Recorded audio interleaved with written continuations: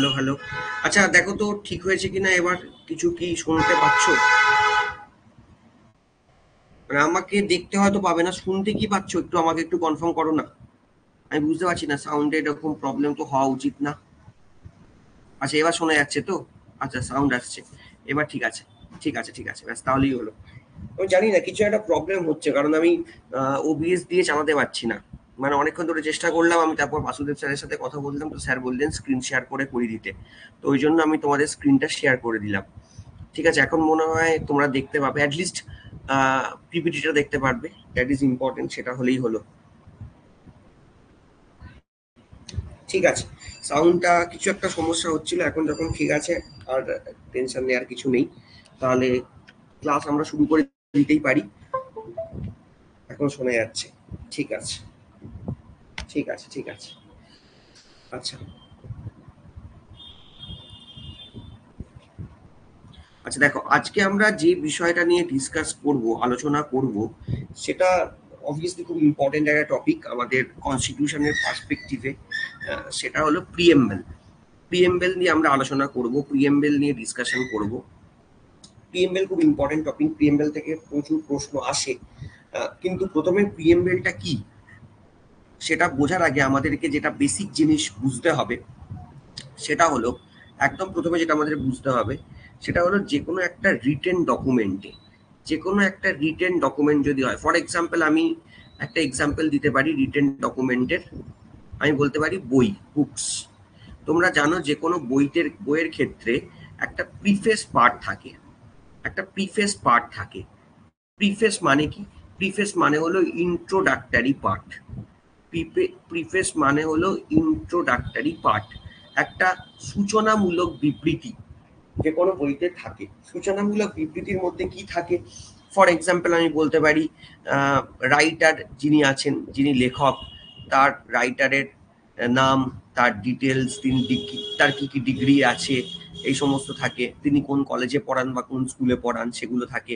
তারপর ধরো writer acknowledge করছেন কিছু লোকজন, যাদেরকে তিনি থ্যাঙ্কস জানাচ্ছেন, তার বাড়ির লোক, তার ওয়াইফ, তার হাজব্যান্ড হতে পারে, তার ছেলে মেয়ে হতে পারে, তার স্টুডেন্টস হতে পারে, তার কো প্রফেসরস হতে পারে, তাদেরকে থ্যাঙ্কস জানাচ্ছেন বইটা লেখার জন্য। তারপর ধরো ফর এক্সাম্পল টার্গেট রিডার, কাদের উদ্দেশ্যে তিনি এই বইটা স্পেসিফিক্যালি লিখেছেন, কোন ছাত্রছাত্রীরা পড়লেই এই বইটা সবচেয়ে বেশি কাজ দেবে। এবং তারপর বইটা সূচিপত্র, যেটাকে আমরা বলি কন্টেন্ট থাকে। এবং সবার শেষে মেন মেন পার্ট যেটা, সেটা শুরু হয়। তাহলে ইনিশিয়াল যে পার্টটা, এই ইনিশিয়াল যে পার্টটা, এই রাইটার ডিটেলস অ্যাকনলেজ করছে, টার্গেট রিডার, কন্টেন্ট, এই যে পার্টটা, এটাকে আমরা বেসিক্যালি প্রিফেস বলে থাকি, এটাকে আমরা ইন্ট্রোডাক্টরি পার্ট বলে থাকি। যে কোনো বইতে এটা থাকে, যে কোনো বইতে এটা থাকে, এটা থাকাটাই কাম্য, থাকা উচিত। তো একইভাবে যদি আমি বলি, একই লজিকে আমি যদি বলি, আমাদের কনস্টিটিউশন, আমরা সবাই জানি আমাদের যে ভারতের সংবিধান, আমি আগের দিন তোমাদের সাথে আলোচনা করেছিলাম যে আমাদের দেশের কনস্টিটিউশন কিন্তু একটা রিটেন কনস্টিটিউশন। তার মানে হলো আমাদের দেশের কনস্টিটিউশন হলো একটা রিটেন ডকুমেন্ট। আমাদের দেশের কনস্টিটিউশন হলো একটা রিটেন কনস্টিটিউশন, এটা হলো একটা রিটেন ডকুমেন্ট। তাহলে রিটেন কনস্টিটিউশন যদি হয়ে থাকে, তাহলে এটা খুব ন্যাচারাল ব্যাপার যে আমাদের দেশের কনস্টিটিউশন রিটেন কনস্টিটিউশন হলে সেই রিটেন কনস্টিটিউশনেও একটা ইন্ট্রোডাক্টরি পার্ট থাকবে। যেমন রিটেন যে কোনো ডকুমেন্টে একটা ইন্ট্রোডাক্টরি পার্ট থাকে, তেমন রিটেন কনস্টিটিউশন হলে তারও একটা ইন্ট্রোডাক্টরি পার্ট থাকবে। কনস্টিটিউশনের ক্ষেত্রে এই ইন্ট্রোডাক্টরি পার্টটাকে আমরা বলি প্রিএমবেল। কনস্টিটিউশনের ক্ষেত্রে এই ইন্ট্রোডাক্টরি পার্টটাকে আমরা বলি প্রিএমবেল। এখন প্রশ্ন হলো, রিটেন কনস্টিটিউশন যদি হয়, তার একটা অন্যতম ইম্পর্টেন্ট বৈশিষ্ট্য হলো সেখানে একটা প্রিএমবেল থাকবে। লিখিত সংবিধান যদি হয়, তাহলে সেখানে অবশ্যই একটা প্রিএমবেলকে থাকতে হবে।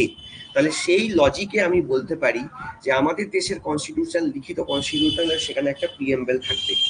এখন রিটেন কনস্টিটিউশন যদি আমি বলি, আমরা জানি পৃথিবীতে কোন দেশে প্রথম লিখিত সংবিধান এসছিল, সেটা আমরা সবাই জানি। পৃথিবীতে কোন দেশে প্রথম রিটেন কনস্টিটিউশন এসছিল, সেই দেশটার নাম হলো ইউএসএ। সেই দেশটার নাম হলো ইউএসএ।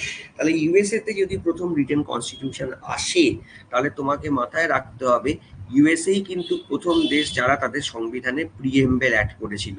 তাই যদি তোমাকে প্রশ্ন দেয় পরীক্ষাতে যে প্রিএমবেলের কনসেপ্ট আমরা কোন দেশ থেকে নিয়েছি, তাহলে সেই ক্ষেত্রে আমরা আনসার করব প্রিএমবেলের কনসেপ্ট আমরা কিন্তু ইউএসএ থেকে নিয়েছি, কারণ ইউএসএই হলো প্রথম দেশ যারা ব্রিটেন কনস্টিটিউশন ইউজ করেছিল, আর ইউএসএই হলো প্রথম দেশ যারা রিটেন কনস্টিটিউশনের অন্যতম একটা ইম্পর্টেন্ট ফিচার সেটা হলো প্রিএমবেল একটা অ্যাড করা। তো সেইখানে ইউএসএ হলো প্রথম দেশ যারা তাদের সংবিধানে একটা প্রিএমবেল অ্যাড করেছিল, এবং তাই প্রিএমবেলের কনসেপ্ট আমরা ইউএসএ থেকে নিয়েছি। তো এইটা অ্যাকচুয়ালি আমরা তো মুখস্থ করি সবেতে, তোমরা যদি একটু বুঝে পড়ার চেষ্টা করি তাহলে এটা আমাদের আইডিয়া। এখন প্রশ্ন হলো ঠিক আছে, আমরা এইটুকুনি তো বুঝতে পারলাম যে প্রিএমবেল ব্যাপারটা কি, কিন্তু প্রিএমবেলটা কি অ্যাকচুয়ালি যদি আমরা প্রিএমবেলটা দেখি, দেখো এখানে কয়েকটা পয়েন্ট বলেছে। যেমন প্রথম পয়েন্টটা এখানে বলেছে, আমি যদি 1-2 করে বলি, preamble is an introductory statement in a document that explains documents philosophy and objective. দেখো দুটো পয়েন্ট এখানে বলেছে, দুটো শব্দ এখানে বলা হয়েছে, দুটো শব্দ এখানে বলা হয়েছে যে দুটো শব্দের উপর আমরা জোর দেব। একটা হলো ফিলোসফি, মানে আমাদের কনস্টিটিউশনের একটা ইন্ট্রোডাক্টরি স্টেটমেন্ট যেটা দেখে আমাদের সংবিধানের ফিলোসফি মানে কি, ফিলোসফি মানে হলো দর্শন, সেটা বোঝা যায়, এবং অবজেক্টিভস সেটা হলো আমাদের সংবিধানের কি উদ্দেশ্য সেটা বোঝা যায়। অর্থাৎ দুটো পার্ট এখানে রয়েছে, একটা হলো সংবিধানের ফিলোসফি আর একটা হলো সংবিধানের উদ্দেশ্য বা অবজেক্টিভ। প্রশ্ন হলো এখানে এই ফিলোসফিটা কি। দেখো ফিলোসফি মানে হলো যারা ফিলোসফার হয়, যারা দার্শনিক হয়, তারা বিভিন্ন চোখে বিভিন্ন জিনিসকে দেখে। যেমন আমি তোমাকে একটা এক্সাম্পল বলছি আমাদের কনস্টিটিউশনের ক্ষেত্রে। ধরো আমি যদি কার্ল মার্কসের কথা বলি, ঠিক আছে, মার্কসের কথা বলি, মার্কস একজন খুব বড় ফিলোসফার ছিলেন, দার্শনিক ছিলেন। কার্ল মার্কস মনে করতেন যে আমাদের যে সোসাইটি, এই সমাজে বর্ণ, মানে যেটাকে আমরা রেস বলি, বা ধরো জাত যেটাকে আমরা কাস্ট বলি, রিলিজিয়ান ধর্ম, এগুলো না থাকাই কাম্য। কেন কেন এগুলো না থাকা উচিত নয়? কারণ মার্কসের মতে এগুলো মানে রেস বলো, রিলিজিয়ান বলো, কাস্ট বলো, এগুলো আলটিমেট যেটা হয়, এগুলো মানুষকে মানবতাকে ডিভাইড করে, মানুষের মধ্যে ডিভিশন সৃষ্টি করে। এটা কার্ল মার্কসের দর্শন। আবার ধরো ফর এক্সাম্পল আমি যদি বলি হেগেল একজন বিখ্যাত পলিটিক্যাল সায়েন্টিস্ট, তিনি আবার উল্টোটা বলছেন, তিনি বলছেন না না, এরকম কোনো ব্যাপার নয়, রেস রিলিজিয়ান কাস্ট থাকাই উচিত, কারণ সেটা মানুষের আইডেন্টিটিকে ডিসক্লোজ করে। প্রশ্ন হলো মার্কস এবং হেগেল দুরকম ভাবে সমাজকে দেখতে চেয়েছে, কোনটা ঠিক কোনটা ভুল সেটা নিয়ে পলিটিক্যাল সায়েন্টিস্ট আলোচনা করবে, সেটা নিয়ে আমাদের বলার কিছু নেই, সেটার অনেক মানে ব্যাখ্যা হতে পারে। কিন্তু আমি যেটা বলতে চাইছি সেটা হলো দর্শন মানে হলো তুমি কি চোখে দেখছো জিনিসটা, এটাকে আমরা বলি দর্শন। অ্যাট দ্য সেম টাইম আমাদের যারা পলিটিক্যাল, যারা আমাদের কনস্টিটিউশনাল মেকার ছিলেন, যারা আমাদের সংবিধান লিখেছিলেন, তারা চেয়েছিলেন ভারত এমন একটা দেশ হোক যে দেশটা হবে ডেমোক্রেটিক। তাদের যে রাষ্ট্র দর্শন, তাদের যে পলিটিক্যাল ফিলোসফি ছিল, তাদের যে স্টেট ফিলোসফি ছিল, তারা চেয়েছিলেন ভারত এমন একটা দেশ হোক যেখানে ভোটের মাধ্যমে সরকার তৈরি হবে। সেটা রাজ্যের সরকার হতে পারে, সেটা কেন্দ্রের সরকার হতে পারে, সেটা even local government, municipality, panchayat হতে পারে, কিন্তু সেখানে যেন মানুষ ঠিক করে দেয় যে সরকারে কে যাবে, অর্থাৎ একটা ডেমোক্রেটিক্যাল সেট আপ যেন থাকে। তারা চেয়েছিলেন, তাদের ফিলোসফিতে ছিল ভারত এমন একটা দেশ যে দেশকে অন্য কোনো দেশ কন্ট্রোল করবে না, যে দেশ হবে সভারিন, ভারত এমন একটা দেশ হবে যে দেশের ইন্টারনাল ম্যাটারে কেউ ইন্টারফেয়ার করবে না, অন্য কোনো দেশ ইন্টারফেয়ার করবে না, ভারত একটা সভারিন কান্ট্রি হবে। তাহলে ভারত একটা গণতন্ত্র হবে, ভারত একটা প্রজাতন্ত্র হবে, রিপাবলিক হবে, যেখানে ভারতের যিনি হেড অফ দ্য স্টেট বা রাষ্ট্রের প্রধান প্রেসিডেন্ট তাকে নির্বাচিত করা হবে, ভারত একটা সভারিন বা সার্বভৌম হবে। এটা যারা কনস্টিটিউশন মেকার, এটা ছিল তাদের দর্শন, এটা হলো আমাদের ভারতের দর্শন। তাই স্পেসিফিক্যালি আমরা যদি দেখি, কনস্টিটিউশনের প্রিএমবেল এমন একটা স্টেটমেন্ট যেটা ডকুমেন্টের ফিলোসফিকে এক্সপ্লেন করছে। কেন? কারণ আমরা জানি আমাদের কনস্টিটিউশন, ভারতের ফিলোসফি কি,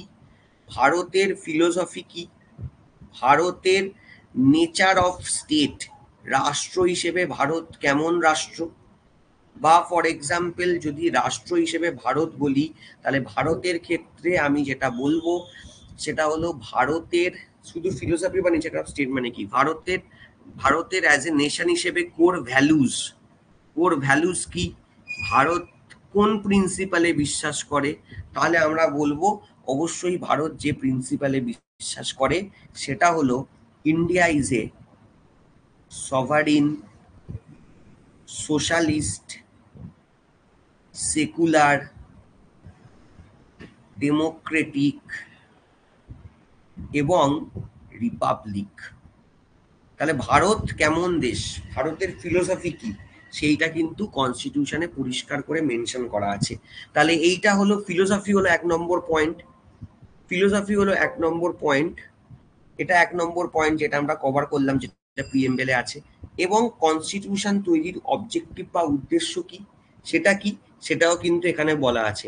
কনস্টিটিউশন তৈরির উদ্দেশ্য কি, কনস্টিটিউশন তৈরির অবজেক্টিভ যদি আমাকে বলে সেটাও কিন্তু আমাদের প্রিএমবেলে বলা আছে। কনস্টিটিউশন তৈরির উদ্দেশ্য হলো অবভিয়াসলি একটা উদ্দেশ্য তো হলো এটা অ্যাজ এ আমরা বলতে পারি আমাদের দেশের একটা সুপ্রিম ল হিসেবে কাজ করবে, দেশ চালাবার আইন হিসেবে কাজ করবে। তার সাথে কনস্টিটিউশন তৈরির উদ্দেশ্য মানুষকে লিবার্টি দেয়া, কনস্টিটিউশনের তৈরির উদ্দেশ্য মানুষকে জাস্টিস দেয়া, কনস্টিটিউশন তৈরির উদ্দেশ্য মানুষকে ইকুয়ালিটি দেয়া, কনস্টিটিউশন তৈরির উদ্দেশ্য সমাজে একটা সৌভ্রাতৃত্ব বোধ বা ফ্র্যাটার্নিটি থাকা। অর্থাৎ একটা ফিলোসফি পার্ট, একটা হলো অবজেক্টিভ পার্ট, দুটোই কিন্তু প্রিএমবেলে মেনশন করা আছে। তাহলে প্রিএমবেল এমন একটা সূচনামূলক বিবৃতি বা ইন্ট্রোডাক্টরি স্টেটমেন্ট যার মাধ্যমে কনস্টিটিউশন তৈরির কি উদ্দেশ্য, কোন উদ্দেশ্যে সংবিধান তৈরি হচ্ছে, একটা উদ্দেশ্য তো অবশ্যই এটা দেশ চালাবার আইন, এবং তার সাথে কনস্টিটিউশন আমাদের দেশের দর্শন কি, আমাদের দেশের কনস্টিটিউশনের ফিলোসফি কি। ভারত এমন একটা দেশ হবে যে দেশটাকে অন্য কোনো দেশ তার ইন্টারনাল ম্যাটারে ইন্টারফেয়ার করবে না, কারণ ভারত হলো একটা সভারিন কান্ট্রি, ভারত হলো একটা সার্বভৌম দেশ। ভারতবর্ষ এমন একটা দেশ যেখানে কোনো রিলিজিয়াস আইডেন্টিটি ভারতের থাকবে না।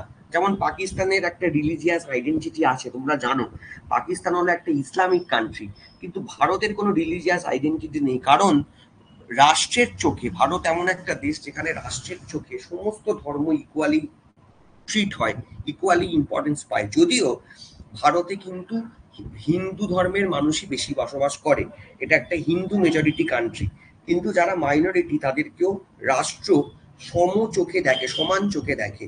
এটা হলো ভারতের দর্শন।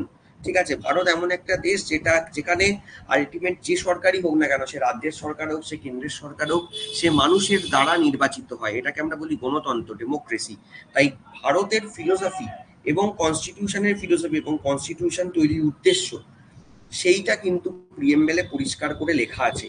ঠিক আছে, এবং সত্যি কথা বলতে আমাদের যারা কনস্টিটিউশন লিখেছিলেন তাদের যদি আমরা একটু ডিবেটগুলো দেখি, যে আমাদের গণপরিষদের যে ডিবেটগুলো হয়েছিল, তাহলে আমরা বুঝতে পারবো যে সংবিধানটা যখন লেখা হয়েছিল তখন কি উদ্দেশ্যে সংবিধান লেখা হয়েছিল, তাদের মননে কি চলছিল, সেটা আমরা প্রিএমবেলটা যদি পড়ি বা প্রিএমবেলটা যদি দেখি একটা বেসিক আইডিয়া আমাদের হয়ে যাবে।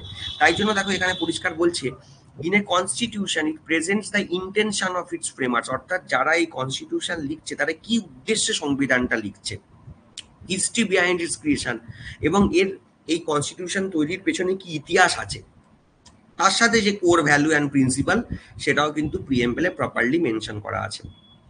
তার সাথে প্রিএমবেলের কনসেপ্ট আমরা ইউএসএ থেকে নিয়েছি, আর প্রিএমবেলের যে ভাষা, দ্য ওয়ে অফ রাইটিং, যে প্রিএমবেলকে লেখা হয়েছে সেই স্টাইল অফ রাইটিং সেটা আমরা অস্ট্রেলিয়া থেকে নিয়েছি। তাহলে বেসিক্স প্রিএমবেল ব্যাপারটা কি সেইটুকুনি কি তোমাদেরকে আমি বোঝাতে পেরেছি? এটা আমাকে একটুখানি কনফার্মেশন দাও। এইটুকুনি কি আমরা ক্লিয়ার করতে পেরেছি? যারা যারা ক্লাসে জয়েন করেছো একটুখানি সেটা তোমরা কনফার্মেশন দাও। ঠিক আছে, আজকে যারা যারা ক্লাসে জয়েন করেছো, কৌশিক, ঋতজা, অর্পিতা, অনিন্দিতা, কুসুমকলি, প্রজ্ঞা, ঈশ্বর, রিমা, প্রথমত সবাইকে গুড ইভিনিং। এবং তারপরে একটু আমাকে বলো যেটুকুনি তোমাদেরকে বললাম, রানা, চন্দ্রদীপ, সৌমেন, সবাই বুঝতে পেরেছো তো? ক্লিয়ার হয়েছে তো? জিনিসটা ক্লিয়ার হচ্ছে তো? ঠিক আছে, আচ্ছা, মোটামুটি সবাই বলছে ক্লিয়ার, এখন শোনা যাচ্ছে ক্লিয়ার আছে। আচ্ছা, এবার আমি নেক্সট যে জায়গাটাতে যাব সেটা হলো, পরের স্লাইডটাতে একটু যাই। ঠিক আছে, সবাই মোটামুটি বুঝতে পেরেছো, ঠিক আছে, চলো। এরপর যেটা বলার সেটা হলো এই পার্টটার পরে দেখো প্রিএমবেলের নেক্সট যে জায়গাটাতে আমরা আসছি, এটা তো বাংলাটা আছে, ছেড়ে দাও। এবার হিস্ট্রি অফ দ্য প্রিএমবেল, ভারতবর্ষে কনস্টিটিউশনের ইতিহাস, মানে প্রিএমবেলের বা প্রস্তাবনার ইতিহাস যদি বলি, idea behind the preamble to the India's constitution were laid down by Jawaharlal Nehru's objective resolution adopted by the assembly on 22 January. দেখো আমাদের মনে আছে যে জওহরলাল নেহরু যখন আমাদের কনস্টিটিউয়েন্ট অ্যাসেম্বলিতে 13 ডিসেম্বর, 9 ডিসেম্বর 1946 সালে প্রথম অধিবেশন হয়েছিল, তোমাদের মনে আছে। ডক্টর সচিদানন্দ সিনহা তিনি সেই অধিবেশনে সভাপতিত্ব করেছিলেন। তারপর 13 ডিসেম্বর জওহরলাল নেহরু একটা বলতে পারো তিনি একটা প্রস্তাব নিয়ে আসেন, তিনি একটা প্রপোজাল নিয়ে আসেন। এবার এই প্রপোজালটায় যেটা মেনলি বলা ছিল যে দেখুন, সংবিধান তৈরি হচ্ছে, অবভিয়াসলি সংবিধান তো আমাদের দেশের সুপ্রিম ল, সংবিধান আমাদের দেশের সবচেয়ে ইম্পর্টেন্ট আইন, সংবিধান আমাদের দেশের সবচেয়ে ফান্ডামেন্টাল ল, এটা নিয়ে তো কোনো প্রশ্ন উঠতেই পারে না, এটা তো আমরা সবাই জানি, সংবিধান আমাদের দেশের সবচেয়ে ইম্পর্টেন্ট আইন। কিন্তু তার সাথে জওহরলাল নেহরু বলছেন যে আমাদের মানুষ, আমরা যারা আমাদের ভারতের যারা মানুষজন, ঠিক আছে, তাদের না পাওয়াগুলো কিন্তু খুব ইম্পর্টেন্ট। যেমন ফর এক্সাম্পল আমি যদি বলি আমাদের দেশে ব্রিটিশ পিরিয়ড, যদি আমি ব্রিটিশ পিরিয়ড বলি বা তার আগে বলি, আমি ব্রিটিশ পিরিয়ডটাই বলছি কারণ ব্রিটিশ পিরিয়ডটা একদম মডার্ন হিস্ট্রিতে তোমরা দেখেছো। প্রথমত ব্রিটিশ পিরিয়ডে কিন্তু সমাজে কোনো সোজা কথা ইকুয়ালিটি ছিল না, সমাজে কিন্তু কোনো সাম্যতা বা ইকুয়ালিটি ছিল না, ঠিক আছে। ফর এক্সাম্পল আমি যদি বলি, ব্রিটিশ পিরিয়ডে আমরা দেখেছিলাম যে একই পদে কাজ করছে, ঠিক আছে, একই পদে কাজ করছে, কিন্তু ব্রিটিশরা তারা ভারতীয়দের থেকে বেশি স্যালারি পেত। তারপর ধরো এই যে আমরা বলি আমাদের সমাজে তখন আনটাচেবিলিটি মানে অস্পৃশ্যতা ছিল, যেমন ধরো উঁচু জাত নিচু জাত, ঠিক আছে, উঁচু জাতের সাথে একসাথে বসে খাওয়া দাওয়া করা যাবে না, এই নিচু জাতের সাথে একসাথে বসে খাওয়া দাওয়া করা যাবে না, নিচু জাতকে মন্দিরে ঢুকতে দেওয়া হবে না, কুয়োতে তাদেরকে, যেটাকে আমরা ওয়েলস বলি, সেখানে তাদেরকে ইউজ করতে দেওয়া হবে না, জল নিতে দেওয়া হবে না, মানে সমাজে একটু ইকুয়ালিটি বলে কিছু ছিল না, আনটাচেবিলিটি ছিল। তার সাথে যদি বলো সমাজে কোনো লিবার্টি, ব্যক্তি স্বাধীনতা মানুষের ছিল না, অর্থাৎ আমরা কি পরবো কি খাবো সবকিছুতেই যেন একটা সরকার কন্ট্রোল করার চেষ্টা করতো। তোমাদের মনে আছে আমরা ইতিহাসে পড়েছি যে আমাদের দেশে নাট্যাভিনয় নিয়ন্ত্রণ আইন করে নাটক করাকে আটকে দিয়েছিল লর্ড নর্থব্রুক। লজিক একটাই যে সেই নাটকের মধ্যে এমন কোনো বিষয়বস্তু থাকতে পারে যেটা সরকার বিরোধী, তাহলে সেই কন্টেন্ট যদি আলটিমেট ভারতের মানুষ দেখে সেটা একটা সমাজে বিরূপ প্রভাব ফেলবে ব্রিটিশ সরকারের বিরুদ্ধে, তাই সেটাকে বন্ধ করে দাও।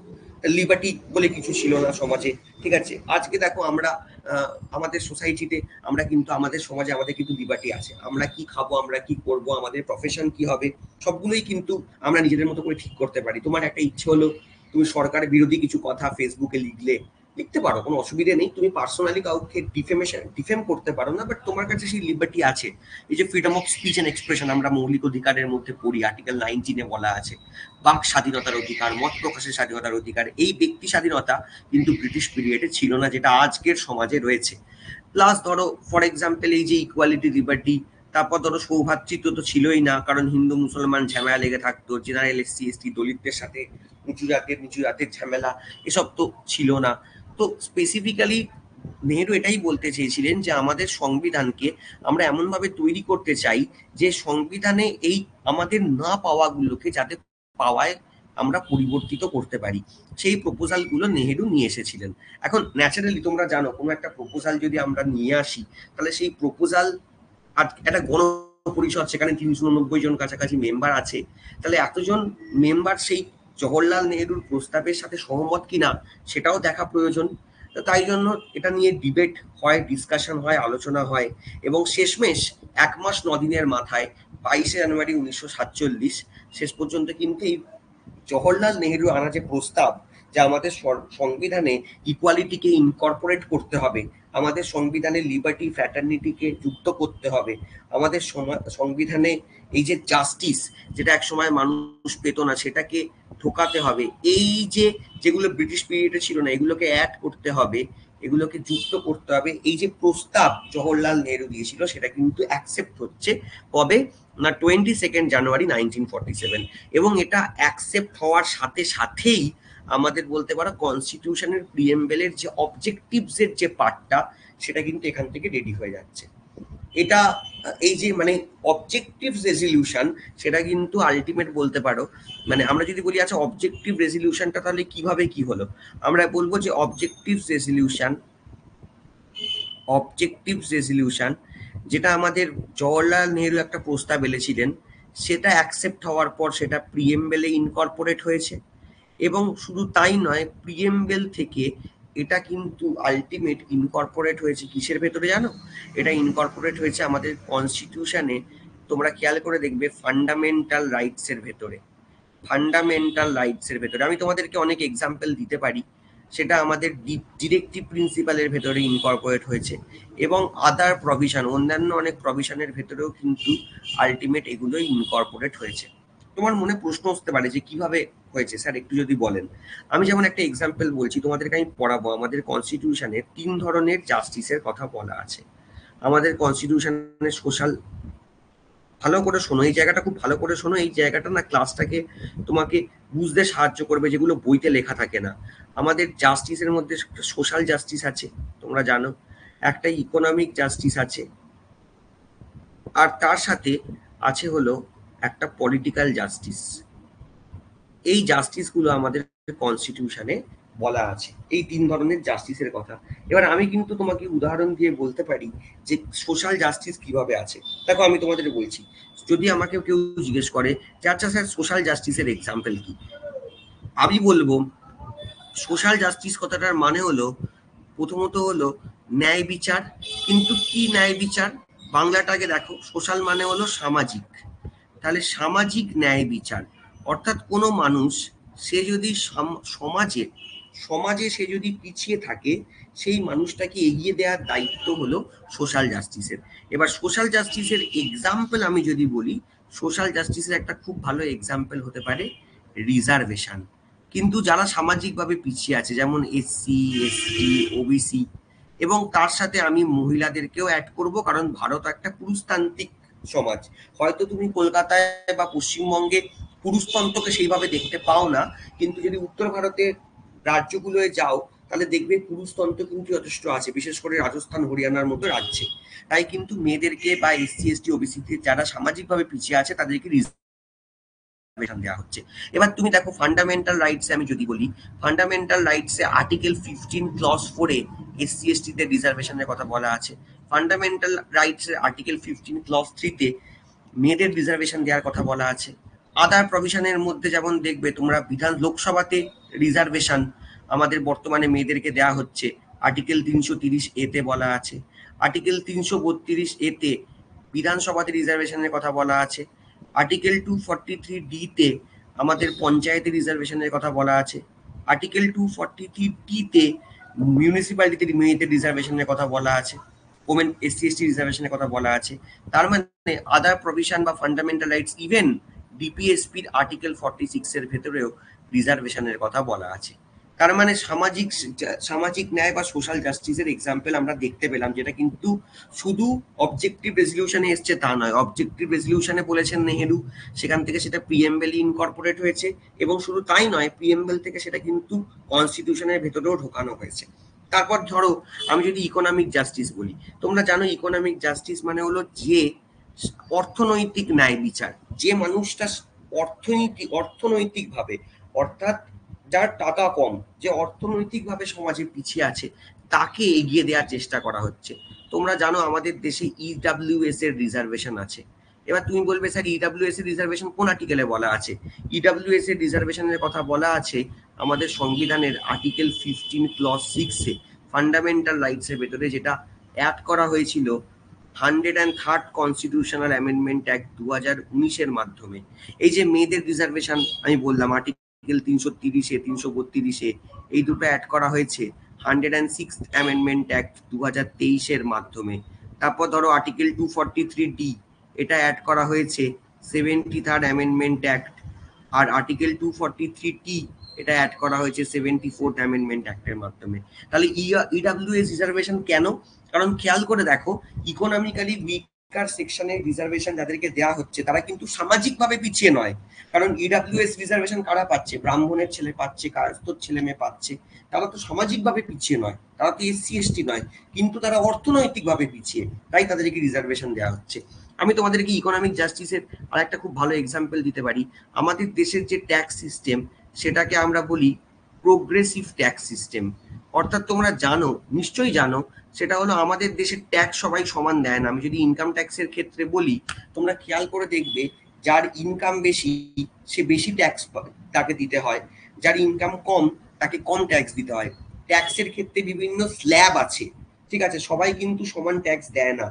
অর্থাৎ মুকেশ আম্বানি যে ট্যাক্স দেবে সেই ট্যাক্স কিন্তু আমরা দেব না, কারণ মুকেশ আম্বানির উপার্জন আর আমাদের উপার্জন সমান নয়। তাহলে এটা ইকোনমিক জাস্টিসের একটা এক্সাম্পল। ইকোনমিক জাস্টিস আমরা দেখেছি আমাদের ভর্তুকি দেওয়া হয়, সাবসিডি দেওয়া হয় বিভিন্ন জিনিসে। পলিটিক্যাল জাস্টিস কি এক্সাম্পল, তার কথাও সংবিধানে বলা আছে। আমাদের সংবিধানের আর্টিকেল 326-এ বলা আছে তোমার ধর্ম যাই হোক, তোমার বর্ণ যাই হোক, তোমার জাত যাই হোক, তুমি ভারতবর্ষে ভোটে অংশগ্রহণ করতে পারবে। এক সময় আমাদের দেশে তোমাদেরকে পড়িয়েছিলাম 1909 সালে, সেখানে কিন্তু সবাই ভোট দিতে পারতো না, সেখানে ধর্মের নিরিখে ভোটারদের মধ্যে ভাগাভাগি করে দেওয়া হয়েছিল ইন্ডিয়ান কাউন্সিল অ্যাক্ট 1909-এর মাধ্যমে। তারপর ধরো 1932 সালে রামসে ম্যাকডোনাল্ড যে কমিউনাল অ্যাওয়ার্ড এনেছিলেন, সেখানে আমাদের ভোটারদের মধ্যে ভাগাভাগি করে দেওয়া হয়েছিল, সেটা এসসি এসটি বা জাতের নিরিখে। এইগুলো কিন্তু আস্তে আস্তে আমাদের সমাজ থেকে বন্ধ করে দেওয়া হচ্ছে।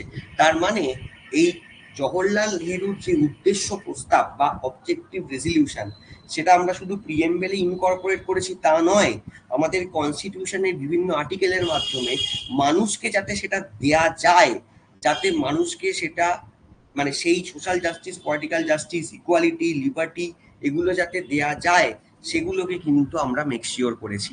তাই জন্য এই অবজেক্টিভ রেজলিউশনের কিন্তু একটা যথেষ্ট ইম্পর্টেন্স রয়েছে ভারতের সংবিধানের ক্ষেত্রে। আমি তোমাদেরকে আরো এক্সাম্পল দিতে পারি, মানে এই এক্সাম্পল দিয়ে আমি তোমাদেরকে বোধহয় শেষও করতে পারবো না, ঠিক আছে। যেমন ধরো আমি একটা এক্সাম্পল তোমাদেরকে দিচ্ছি, একটা মিনিট জাস্ট তোমাকে দাঁড়াও, একটা মিনিট দাঁড়াও, আমি একটা স্লাইড অ্যাড করি।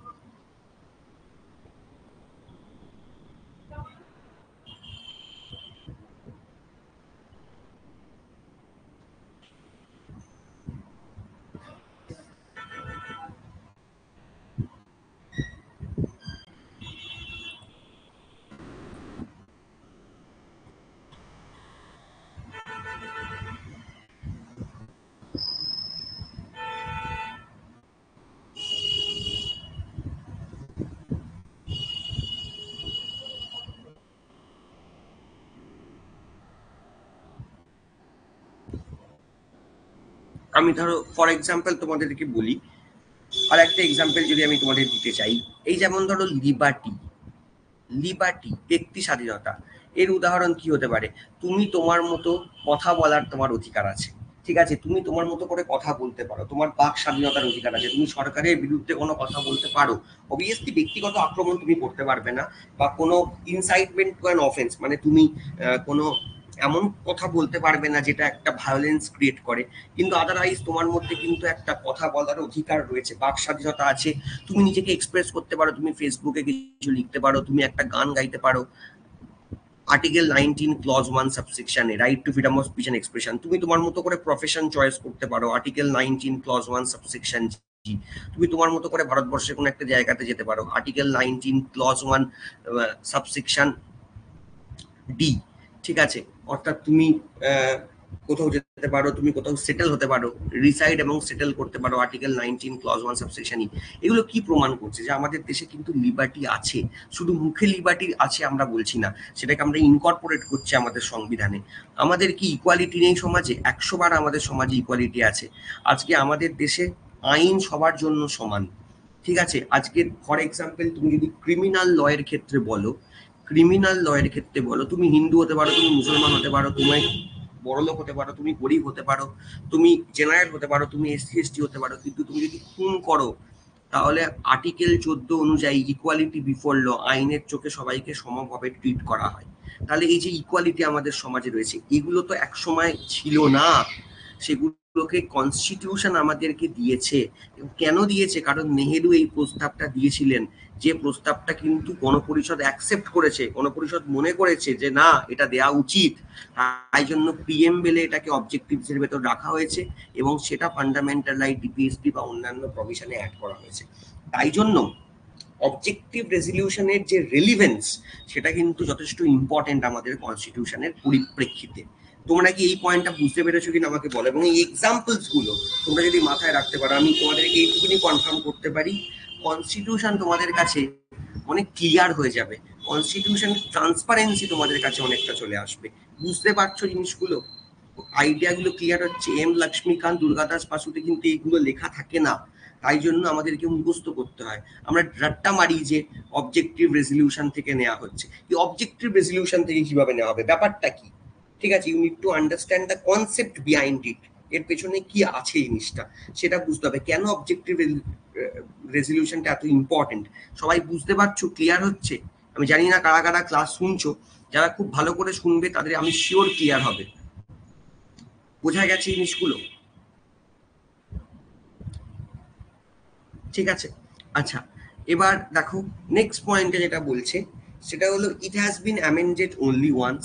এখনো পর্যন্ত আমাদের দেশের যে সংবিধান সেটা একবার মাত্র অ্যামেন্ড হয়েছে, এটা বলা হয়েছে একবার মাত্র অ্যামেন্ড হয়েছে, ঠিক আছে? বাট একবার মাত্র অ্যামেন্ড হয়েছে কথাটার কি মানে? অ্যামেন্ড হয়েছে কথাটার একবার মানে এটা একবারই সংশোধন হয়েছে যখন ৭৬ সালে 42nd অ্যামেন্ডমেন্ট অ্যাক্ট পাস করানো হচ্ছে, যেখানে 3টে ওয়ার্ড অ্যাড করা হচ্ছে, সোশ্যালিস্ট, সেকুলার এবং ইন্টিগ্রিটি।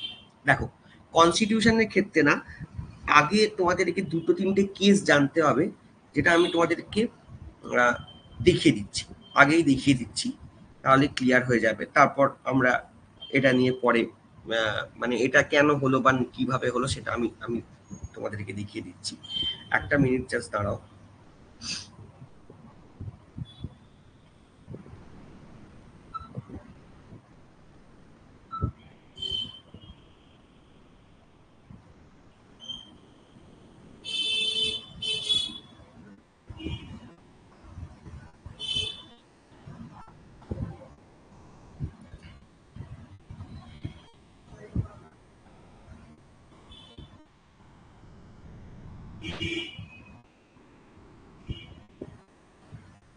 আচ্ছা দেখো এখানে কয়েকটা কেস আছে, সেই কেসগুলো তোমরা একটুখানি জাস্ট দেখে রাখবে। একে গোপালান কেস বলে একটা কেস আছে, সেই কেসে বলা হচ্ছে people of India is the real source of the sovereign power. আমাদের সংবিধানের মেন উদ্দেশ্য, মেন মানে যে সেটা হলো জনতা, সেটা সুপ্রিম কোর্টও বলছে। সেটা আমরা যদি দেখি, আমরা যখন কনস্টিটিউশনে নর্মাল কনস্টিটিউশন দেখবো সেটা আমরা দেখতে পাবো, কারণ আমাদের গণপরিষদের বেশিরভাগ মেম্বার মানুষের দ্বারা নির্বাচিত হয়েছিল। বেরুবাড়ি কেস যেটা ইম্পর্টেন্ট কেস, এটা থেকে প্রশ্ন আসে তোমাদের 1960 সালে Berubari union case. Berubari union কেসে বলা হচ্ছে preamble of the Indian constitution is not an integral part of the constitution. Berubari কেসে বলা হচ্ছে আমাদের যে প্রিএম্বল সেটা কিন্তু সংবিধানের কোনো পার্ট নয়। এখন প্রশ্ন হলো, হঠাৎ করে এই প্রশ্নটা এলো কেন আমাদের মনে যে এটা সংবিধানের পার্ট কি সংবিধানের পার্ট নয়? তার কারণ যদি কখন আমরা প্রিএমএলটা দেখি, দেখবে প্রিএমএল কোনো পার্টের আন্ডারে, আমাদের তো সংবিধানের টোটাল 25টা পার্ট আছে, কোনো পার্টের আন্ডারে কিন্তু প্রিএমএল নেই। ন্যাচারালি পার্টগুলোর আন্ডারে কিছু আর্টিকেলস থাকে, তো কোনো আর্টিকেলের আন্ডারেও প্রিএমএল নেই। তখনই আমাদের মনে একটা প্রশ্ন চলে আসে, তাহলে এই প্রিএমএলটা কি আদৌ সংবিধানের part, yes or no? Berubari কেসে সুপ্রিম কোর্ট বলছে যে না, প্রিএমএলটা সংবিধানের কোনো পার্ট নয়, preamble is not a part of the Indian constitution. এটা একটা জাস্ট ইন্ট্রোডাক্টরি স্টেটমেন্ট, কিন্তু এটা সংবিধানের কোনো পার্ট নয়। আমরা বলছি ঠিক আছে, যখন এটা সংবিধানের কোনো পার্ট নয়, তাহলে সংবিধানের মধ্যেই যদি না পড়ে তাহলে সেটার সংশোধন কি করে হবে, সেটা সম্ভব নয়। কিন্তু সুপ্রিম কোর্টের কাছে আবার একটা ক্ষমতা আছে, সংবিধানের 137 ধারা সুপ্রিম কোর্টকে ক্ষমতা দিচ্ছে, সুপ্রিম কোর্ট যদি চায় সুপ্রিম কোর্ট কিন্তু সেলফ নিজের দেয়া যে ভার্ডিক্ট সেটাকে রেকটিফাই করতে পারে, অর্থাৎ সেলফ রেকটিফিকেশন করতে পারে, ঠিক আছে, সেটা সুপ্রিম কোর্টের কাছে ক্ষমতা আছে। সুপ্রিম কোর্ট নিজের দেয়া যে রায় সেটাকে চেঞ্জও করতে পারে। ঠিক আছে, এটাকে আমরা এও বলি, রিভাইসারি জুডিসডিকশনও বলি। সুপ্রিম কোর্ট নিজের দেয়া রায়কে চেঞ্জও করতে পারে। এখন সুপ্রিম কোর্ট নিজের দেয়া রায়কে চেঞ্জ করতে পারে মানে কি, কেশবানন্দা ভারতী কেস যখন হচ্ছে তখন বলা হচ্ছে যে preamble is an important integral part of the constitution. মানে 73 সালে, তার 13 বছর পরে সুপ্রিম কোর্ট রায় দিচ্ছে যে না না না, আগের বারে আমরা যেটা বলেছিলাম সেটা সেই সময় বললেও সেই রায় কিছু ভুল ছিল, আমরা মনে করি যে না, অবশ্যই প্রিএমবেল একটা সংবিধানের ইন্টিগ্রাল পার্ট, এবং প্রিএমবেলের স্পেসিফিক্যালি ওয়ার্ডস গুলো, যে শব্দগুলো আছে সেগুলো বেসিক স্ট্রাকচারের মধ্যে পড়ে। খেয়াল করে দেখো, এসআর বোম্মাই কেসেও প্রিএমবেল মানে সুপ্রিম কোর্ট একই কথা বলেছে, রিইটারেট করেছে যে preamble of the constitution is the basic feature. LIC কেসেও বলা হচ্ছে integral part of the constitution, একই কথা বলেছে। এখন ব্যাপারটা হলো এই বেসিক স্ট্রাকচার ব্যাপারটা কি সেটা তোমরা মাথায় রাখবে, যে এই কেশবানন্দা ভারতী কেসে 1973 সালে সুপ্রিম কোর্ট একটা ডকট্রিন দিচ্ছে, সুপ্রিম কোর্ট একটা নীতির কথা বলছে, সেটা হলো basic structure doctrine. Basic structure ডকট্রিনের কথা সুপ্রিম কোর্ট 1973 সালে কেশবানন্দা ভারতী কেসে বলছে। এখন এই বেসিক স্ট্রাকচার ডকট্রিনটার মানে কি, দেখো আমরা মাথায় রাখবো আমাদের সংবিধান, আমাদের পার্ট 20-তে একটাই আর্টিকেল আছে, সেটা হলো আর্টিকেল 368। আর এই আর্টিকেল 368-এ পার্লামেন্টকে ক্ষমতা দেয়া হচ্ছে, যে পার্লামেন্ট যদি চায়, পার্লামেন্ট আমাদের ভারতের সংবিধানকে অ্যামেন্ড করতে পারে, পার্লামেন্ট কনস্টিটিউশনকে অ্যামেন্ড করতে পারে, যে কনসেপ্ট আমরা সাউথ আফ্রিকা থেকে নিয়েছি। খুব ভালো কথা, পার্লামেন্ট সংবিধানকে অ্যামেন্ড করতে পারে। সংবিধান হলো একটা ডাইনামিক ডকুমেন্ট, এটাকে অ্যামেন্ড করা যায়, এ নিয়ে কোনো প্রশ্ন নেই। কিন্তু সমস্যা হলো এটাই যে পার্লামেন্ট কি সংবিধানের বেসিক ফিলোসফিক্যাল পার্টটাকেও চেঞ্জ করে দিতে পারে? মানে আমি একটা এক্সাম্পল বলছি, যেমন ধরো আমি কিছু শব্দ তোমাদেরকে বলছি বা কিছু জিনিস বলছি, যেমন ধরো আর্টিকেল 32। আর্টিকেল 32 হলো একটা খুব ইম্পর্টেন্ট প্রভিশন আমাদের কনস্টিটিউশনের। কেন? কারণ আর্টিকেল 32-তে বলা আছে আমাদের যদি ফান্ডামেন্টাল রাইটস কেউ কেড়ে নেয় আমাদের থেকে, সেটা রাষ্ট্র হতে পারে, সেটা কোনো ব্যক্তি হতে পারে, আমরা তার এগেনস্টে সুপ্রিম কোর্টে অ্যাপ্রোচ করি এবং সুপ্রিম কোর্ট রিট পিটিশন জারি করে, একটা অর্ডার জারি করে আমাদের মৌলিক অধিকারগুলোকে ফেরত দেওয়ার কাজ করে। এটা আর্টিকেল 32-তে বলা আছে, মানে খুব ইম্পর্টেন্ট ফিচার। ডক্টর আম্বেদকর এই আর্টিকেল 32-র ইম্পর্টেন্স বোঝানোর জন্য বলছেন এই আর্টিকেল 32 হলো সংবিধানের হৃদয় এবং আত্মা, হার্ট অ্যান্ড সোল। কারণ আর্টিকেল 32 যদি না থাকে তাহলে আলটিমেট সংবিধানে বাকি ফান্ডামেন্টাল রাইটস থেকেও কোনো লাভের লাভ হবে না। তাহলে বুঝতে পারছো কতটা ইম্পর্টেন্ট। তাহলে পার্লামেন্ট যদি সংবিধান সংশোধন করতে গিয়ে আর্টিকেল 32-কে তুলে দেয় তাহলে তো ঝামেলা। বা ফর এক্সাম্পল ধরো আমাদের সংবিধানের ডেমোক্রেসি একটা খুব ইম্পর্টেন্ট আমাদের সংবিধানের ফিচার। ডেমোক্রেসি মানে ভারত একটা গণতান্ত্রিক দেশ, সেখানে মানুষ ভোট দিয়ে সরকার তৈরি করে। আজকে যদি পার্লামেন্ট আমাদের সংবিধান থেকে ডেমোক্রেটিক শব্দটা প্রিএমবেল থেকে তুলে দেয় তাহলে তো আমাদের দেশটা চীনের মতো হয়ে যাবে। চীনে তোমরা জানো কোনো নির্বাচন হয় না, সেখানে বছরের পর বছর ওখানকার সরকার রয়েছে, কিন্তু আমাদের দেশে তো নির্বাচন হয় এবং 5 বছর ছাড়া ছাড়া মানুষের কাছে একটা সুযোগও থাকে, যদি সরকার মানুষের যে বলতে পারো এক্সপেকটেশন সেটাকে মিট না করতে পারে, মানুষ কিন্তু সরকার চাইলে চেঞ্জ করতে পারে। এটা তো ডেমোক্রেসি, আমাদের দেশের সংবিধানের একটা বেসিক ফিচার। যদি ডেমোক্রেসিটাকেই আজ পার্লামেন্ট কনস্টিটিউশন অ্যামেন্ড করে তুলে দেয় তাহলে তো বেসিক্যালি আমাদের দেশেটা কিছু থাকবে না। ফর এক্সাম্পল আমাদের দেশে সেকুলার, অনেকে বলে স্যার সেকুলার শব্দটা প্রিএমবেলে অ্যাড হয়েছে। হ্যাঁ ঠিকই যে সেকুলার শব্দটা প্রিএমবেলে 76 সালে অ্যাড হয়েছে 42nd অ্যামেন্ডমেন্ট অ্যাক্টের মাধ্যমে, কিন্তু সেকুলার শব্দটা অ্যাড না করলেও আমাদের দেশ সেকুলারই থাকতো। জওহরলাল নেহরুর সময় ভারত ইসলামিক স্টেট বা হিন্দু রাষ্ট্র ছিল না। তোমার 76 সালের আগে ভারতে যখন মুখ্যমন্ত্রী ছিল লাল বাহাদুর শাস্ত্রী, তখন ভারত কোনো ইসলামিক স্টেট বা হিন্দু রাষ্ট্র ছিল না। আমরা যদি ভারতের ফিলোসফি দেখি, ভারত সবসময় সেকুলারিজমকেই ফলো করে এসছে। হ্যাঁ তুমি বলতে পারো যে ইন্দিরা গান্ধীর সময় প্রিএমবেল আলাদা করে সেকুলার শব্দটাকে যুক্ত করা হয়, তার আগে সেকুলার শব্দটা ছিল না। কিন্তু সেকুলার শব্দটা ছিল না মানে ভারত ইসলামিক স্টেট ছিল বা ভারত হিন্দু রাষ্ট্র ছিল এমনটা কিন্তু নয়। তাহলে সেই ক্ষেত্রে আমাদের পার্লামেন্টের কাছে অ্যামেন্ড করার ক্ষমতা আছে মানে এটা নয় যে পার্লামেন্টের কাছে আনলিমিটেড পাওয়ার আছে related to this. No, parliament চাইলেও, সুপ্রিম কোর্ট বলছে যে এই যদি আমাদের সংবিধান হয়, তাহলে আমাদের সংবিধানে কিছু এমন সেকশন থাকবে যেগুলো হলো পার্লামেন্ট যেগুলো অ্যামেন্ড করতে পারবে না। সেগুলোকে আমরা কি বলি? সেগুলোকে আমরা বলি non amendable part of constitution, non amendable section of constitution. এগুলো হলো কনস্টিটিউশনের সেই পার্ট যেগুলো অ্যামেন্ড করা যায় না। ঠিক আছে, পার্লামেন্টের কাছে যে মেজরিটি থাকুক না কেন, পার্লামেন্টের কাছে সংবিধান সংশোধন করার ক্ষমতা আছে, মানে এটা নয় যে পার্লামেন্ট ভারতের সংবিধানের দর্শনটাকেই চেঞ্জ করে দেবে অ্যামেন্ড করে, সেটা সম্ভব নয়। এই পার্টের মধ্যে কি কি থাকবে সেগুলো সুপ্রিম কোর্ট অ্যাড করবে, এবং এগুলোকে বলা হচ্ছে বেসিক স্ট্রাকচার।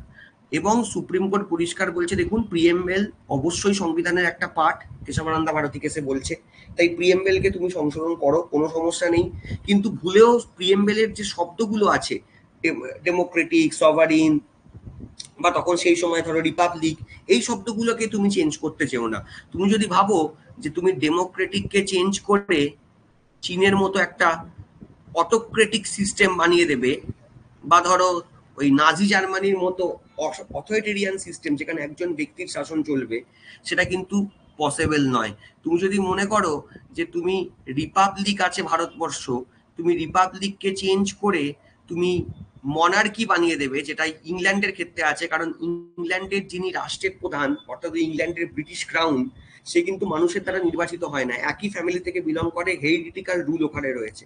আমাদের দেশে কিন্তু রাষ্ট্রপতি প্রতি 5 বছর ছাড়া সংবিধানের 54 নম্বর ধারা অনুযায়ী নির্বাচিত হয়। তাই ভারত একটা রিপাবলিক, ভারত একটা প্রজাতন্ত্র, ইংল্যান্ড হলো একটা রাজতন্ত্র। তুমি কিন্তু রিপাবলিককে চেঞ্জ করে মনার্কি করতে পারবে না। তুমি যদি মনে করো যে তুমি ভারতবর্ষ সেকুলার আছে, ভারতবর্ষকে চেঞ্জ করে তুমি একটা রিলিজিয়াস স্টেট বানিয়ে দেবে, হিন্দু রাষ্ট্র, ইসলামিক স্টেট বানিয়ে দেবে পাকিস্তানের মতো, সেইখানে সেগুড়ে বালি, সেগুলো হবে না, কারণ এগুলো বেসিক স্ট্রাকচারের ভেতরে অ্যাড করা আছে। অর্থাৎ প্রিএমবেলে যে শব্দগুলো আছে সেখানে কোনো চেঞ্জেস করা যাবে না।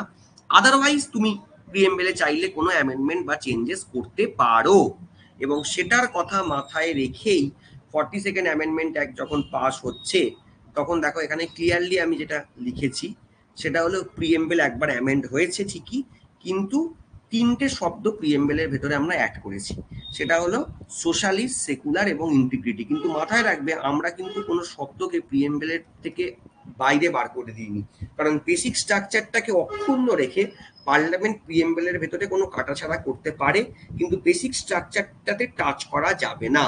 এটাই ছিল কেশবানন্দা ভারতী কেসের রায়। আমাকে একটুখানি কনফার্মেশন দাও তোমরা এই স্লাইডটা পুরোটা ক্লিয়ারলি বুঝতে পেরেছো কিনা, আমাকে একটুখানি কনফার্মেশন দাও। এবং তার সাথে কেসেস গুলো আমরা করে ফেললাম অবভিয়াসলি, কারণ কেসেস গুলোর সাথে এই জিনিসটার একটা লিঙ্ক করা আছে, তাই জন্য কেসেস গুলোকে সাথে নিয়ে তোমাদেরকে এই অ্যামেন্ডমেন্টটা বলে দিলাম। আশা করি বুঝতে পেরেছো।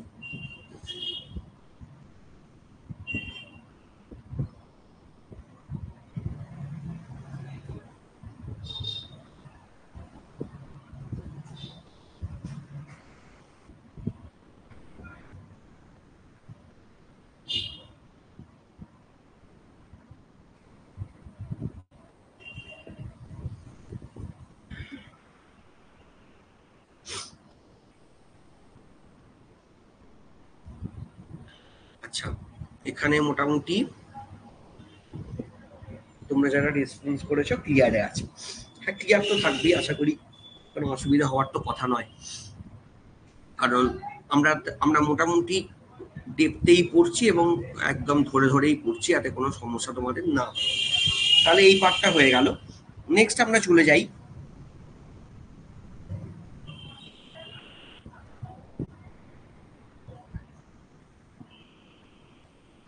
কনস্টিটিউশনের প্রিএমবেলের ইনগ্রেডিয়েন্ট। দেখো বেসিক্যালি যদি প্রিএমবেলটাকে দেখো, প্রিএমবেলটাকে আমরা না 4টে পার্টে ভাগ করে দিয়েছি। প্রথম পার্টটা দেখো, এই যে পার্টটা বলা আছে না যেখানে we the people of India, we the people of ইন্ডিয়াটা হলো source of the Indian Constitution. The preamble states that the Constitution derives its authority from the people of India. Preamble বলছে যে ভারতের যে সংবিধান, সেই সংবিধানটা মানুষের দ্বারা ডিরাইভড হয়েছে। দেখো এটা নিয়ে তো কোনো সন্দেহ নেই, কারণ সেটা যতই সুপ্রিম কোর্ট পরে কোনো কেসে বলুক না কেন, আমরা জানি আমাদের যে সংবিধান, আমাদের এই কনস্টিটিউশন তৈরি করেছে হলো কনস্টিটিউয়েন্ট অ্যাসেম্বলি, কনস্টিটিউয়েন্ট অ্যাসেম্বলি। আমাদের সংবিধানের প্রণেতা হলো গণপরিষদ। এবার কনস্টিটিউয়েন্ট অ্যাসেম্বলিতে মেম্বার ছিল আমরা জানি 389 জন। 389 জনকে যদি আমরা ভাগ করি, ইনিশিয়ালি ছিল, পরে যদিও 90 জন মেম্বার পার্টিশনের পরে বেরিয়ে যায় এবং টোটাল 299 জন মেম্বার থেকে যায়। কিন্তু 389 জন মেম্বার দিয়ে আমরা শুরু করেছিলাম এবং ব্রিটিশ গভর্নর্স প্রভিন্স, অর্থাৎ সেই সমস্ত প্রভিন্স যেখানে গভর্নর ছিল বাংলা, বিহার, উড়িষ্যা, যা যা আছে এরকম, সেখান থেকে টোটাল 292 জন মেম্বার এসছিলেন।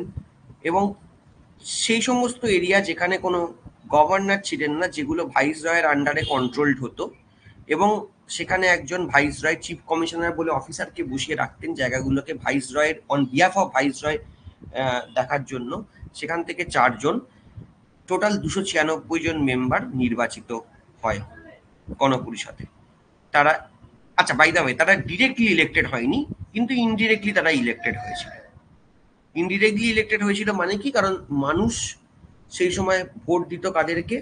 ওই প্রভিন্সের যে সমস্ত লেজিসলেটিভ মেম্বার, মানে প্রভিন্সিয়াল লেজিসলেচারের মেম্বারদেরকে নির্বাচিত করতো। যেমন আজ এখন হয় রাজ্যসভার মেম্বাররা, আমরা ভোট দিই বিধায়কদের, এমএলএদেরকে, আর এমএলএরা আলটিমেট ভোট দেয় রাজ্যসভার এমপিদেরকে। এইভাবে ভোট হয়। তো তখন ওইভাবে হয়েছিল, ওই যারা প্রভিন্সের যে লেজিসলেচার তাদেরকে ভোট দিত মানুষ, এবং তারা আলটিমেট এই 296 জন মেম্বারকে নির্বাচিত করেছিল। এটা ছিল নির্বাচিত যে প্রতিনিধি সেটা। এবং তার সাথে গণপরিষদে প্রিন্সলি স্টেট বা দেশীয় রাজ্যগুলো থেকে টোটাল আমাদের এসছিলেন 93 জন। আর আমরা মাথায় রাখবো এই 93 জন যারা ছিলেন তারা যদিও নমিনেটেড হয়েছিলেন।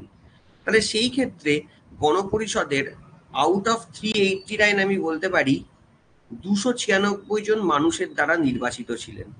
তাহলে 296 জন মানে মেজরিটির থেকে অনেকটা বেশি আমরা বলবো মানুষের দ্বারা নির্বাচিত ছিলেন। তাই আলটিমেট মেন সোর্সটা ডেফিনেটলি কনস্টিটিউশনের মানুষ, এটা নিয়ে কোনো সন্দেহ নেই। কারণ মানুষ যাদেরকে পাঠিয়েছে গণপরিষদে তারাই আলটিমেট কনস্টিটিউশনটা রচনা করেছে। তাহলে সোর্স অফ দ্য অথরিটি হলো we the people of India.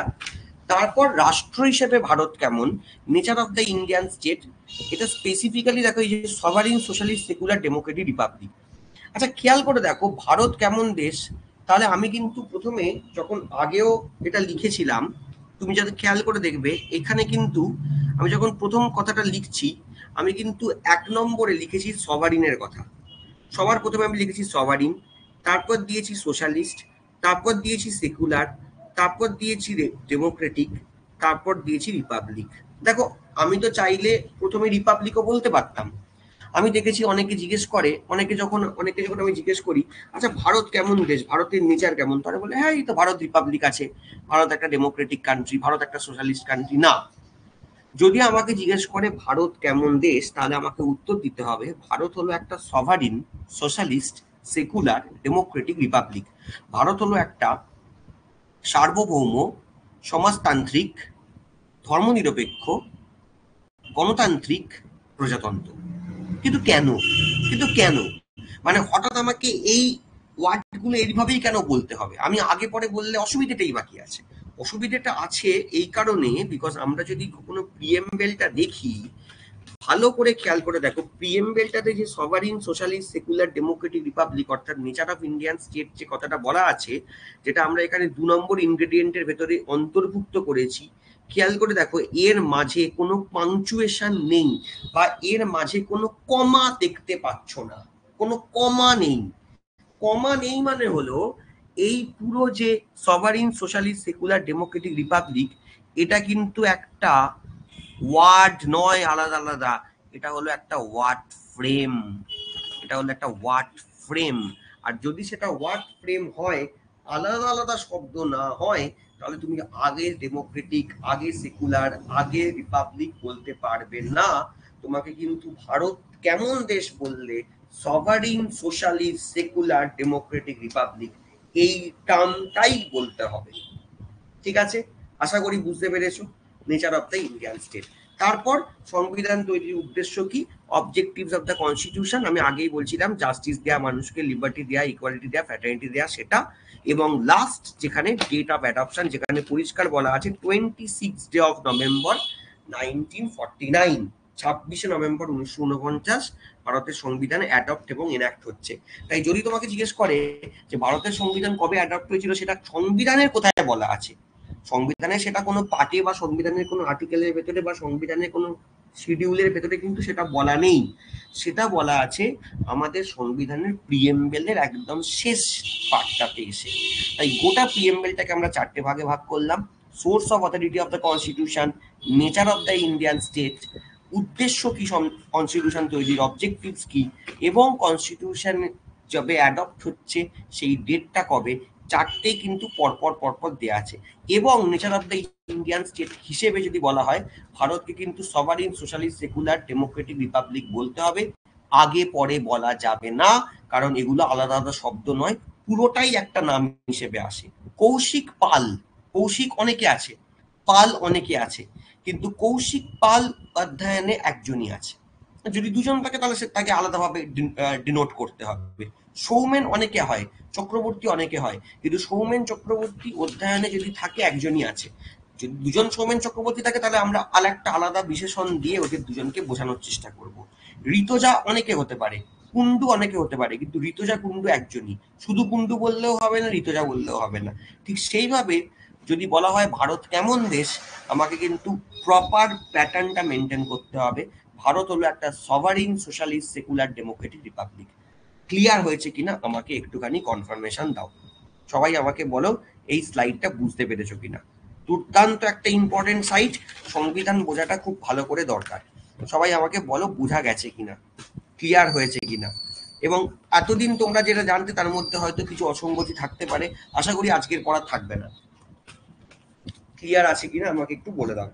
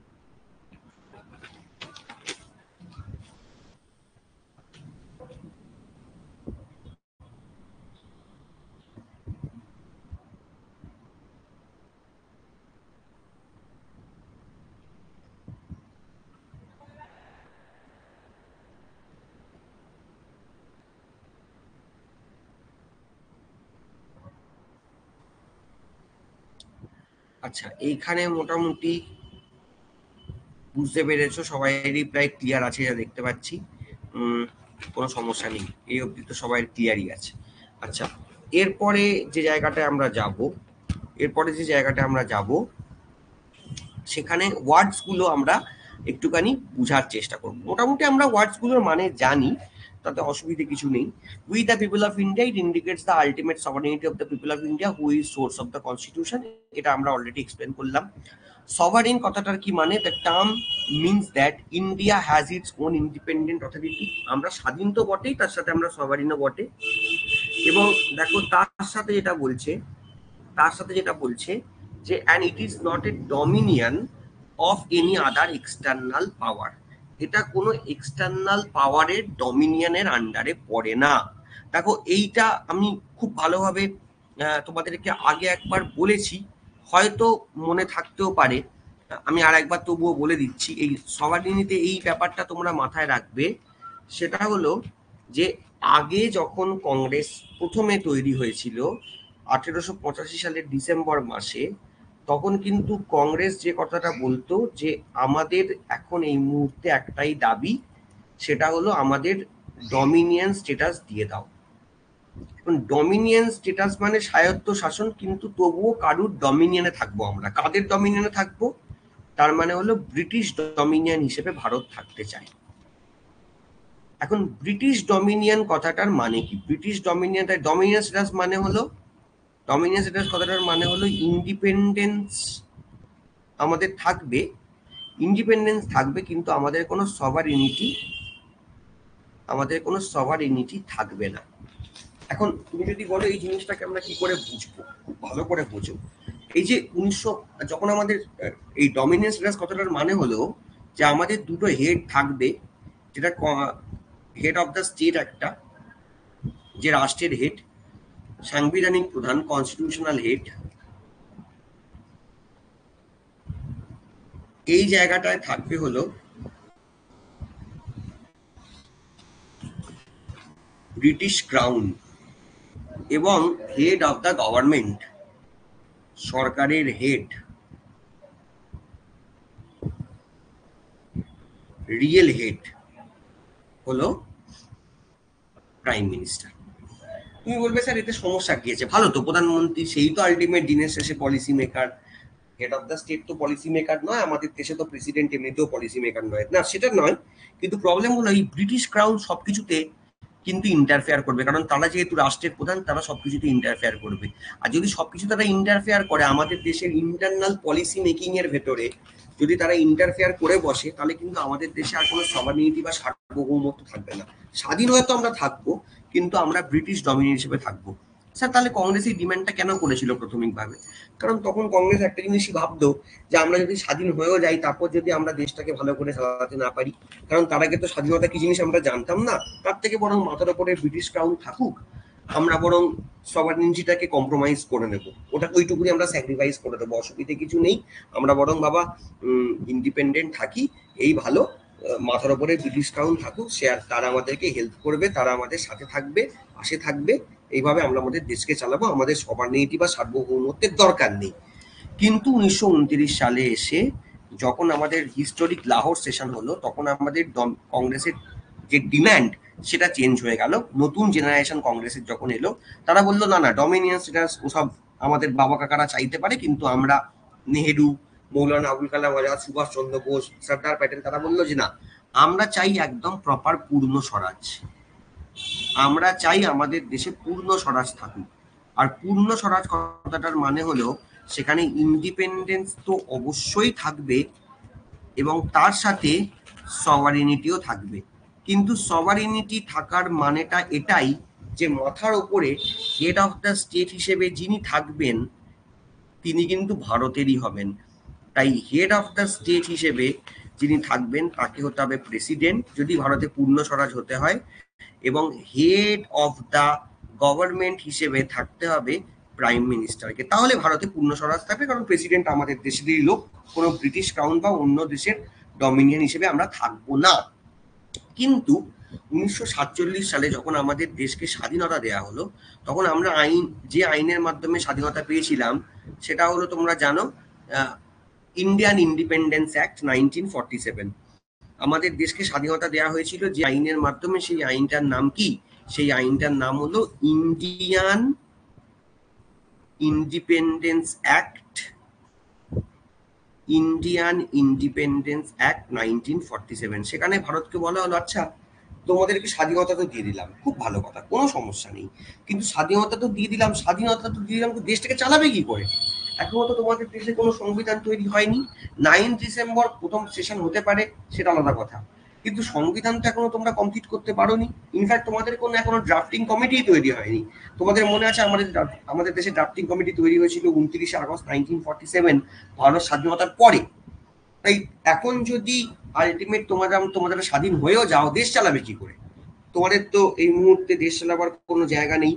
তোমাদেরকে আমরা তখন বললাম, ঠিক আছে, আমরা তাহলে দেশ চালাবো government of India act 1935, Bharat শাসন আইন 1935, এর মাধ্যমে আমরা আমাদের দেশটাকে চালিয়ে নেবো যতদিন না আমাদের নতুন কনস্টিটিউশন আসছে।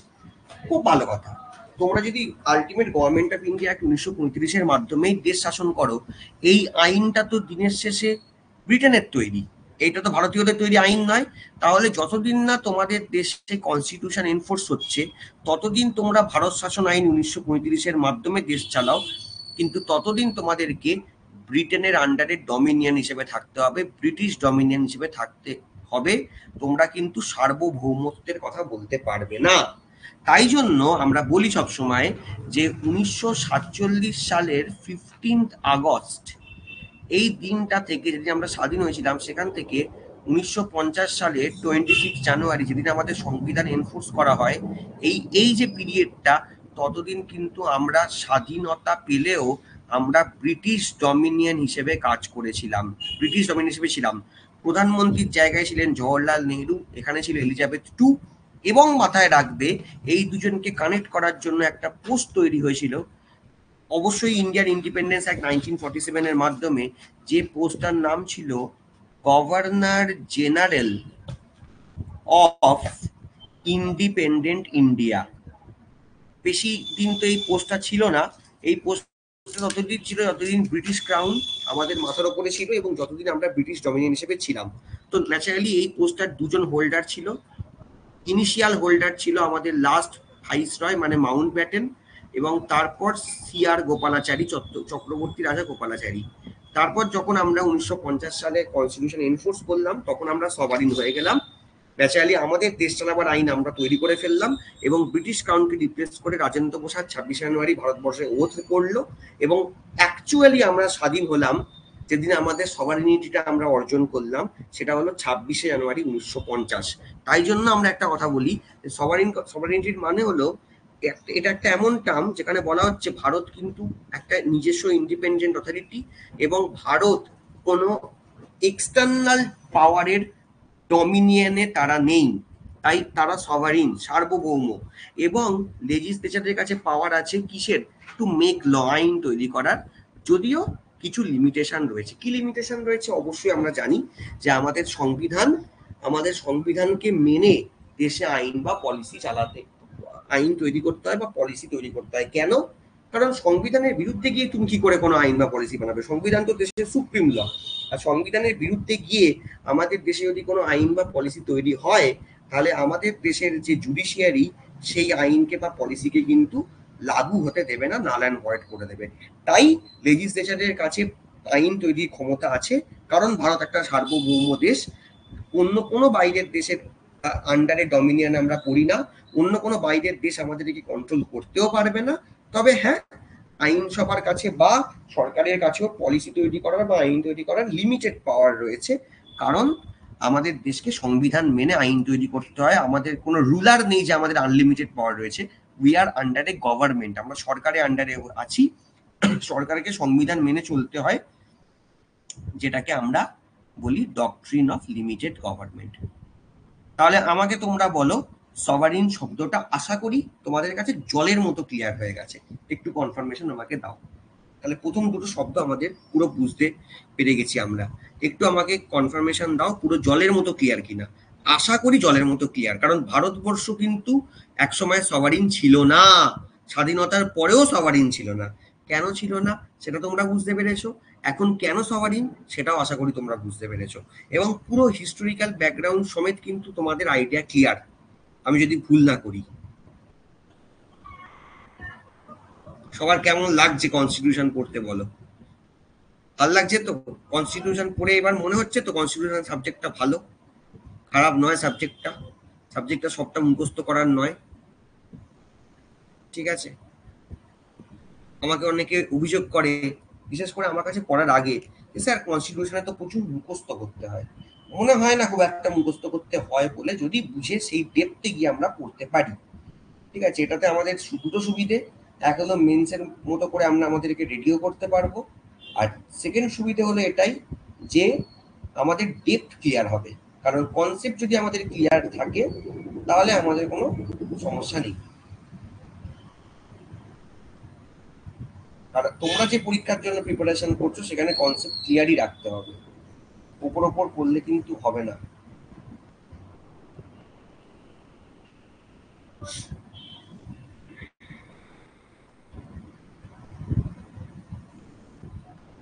আমাদের আর্যভট্ট ব্যাচের রিভিশন খুব ভালো হয়েছে, কারণ এগুলো আমাদের আগে বুঝিয়েছেন, এবার একটা ডিগ্রি বোঝাচ্ছেন, খুব ভালো লাগছে। হ্যাঁ একদম ঠিক আছে। হ্যাঁ, আর্যভট্ট ব্যাচে তোমরা আর একবার এগুলো পড়েছো, আর যারা নতুন একদম আমাদের মেঘনাথ শাহ ব্যাচে আছে তারাও পড়ছো। তবে আমাদের লাইভ লার্নার লাইভ ক্লাস করে খুব কম, মানে আমি শিওর এখানে আরো তোমাদের বন্ধু বান্ধব আছে যারা রেগুলার লাইভ ক্লাস করে না, যদি করতো তাহলে ভালো লাগতো। কিছুই নয়, তাহলে এটা এমন একটা জিনিস যেটা ভালো লাগবে সবাই পড়তে। ঠিক আছে, যাই হোক, তো সভারিন হয়ে গেল এবং we the people of India হয়ে গেল। নেক্সট আমরা চলে যাই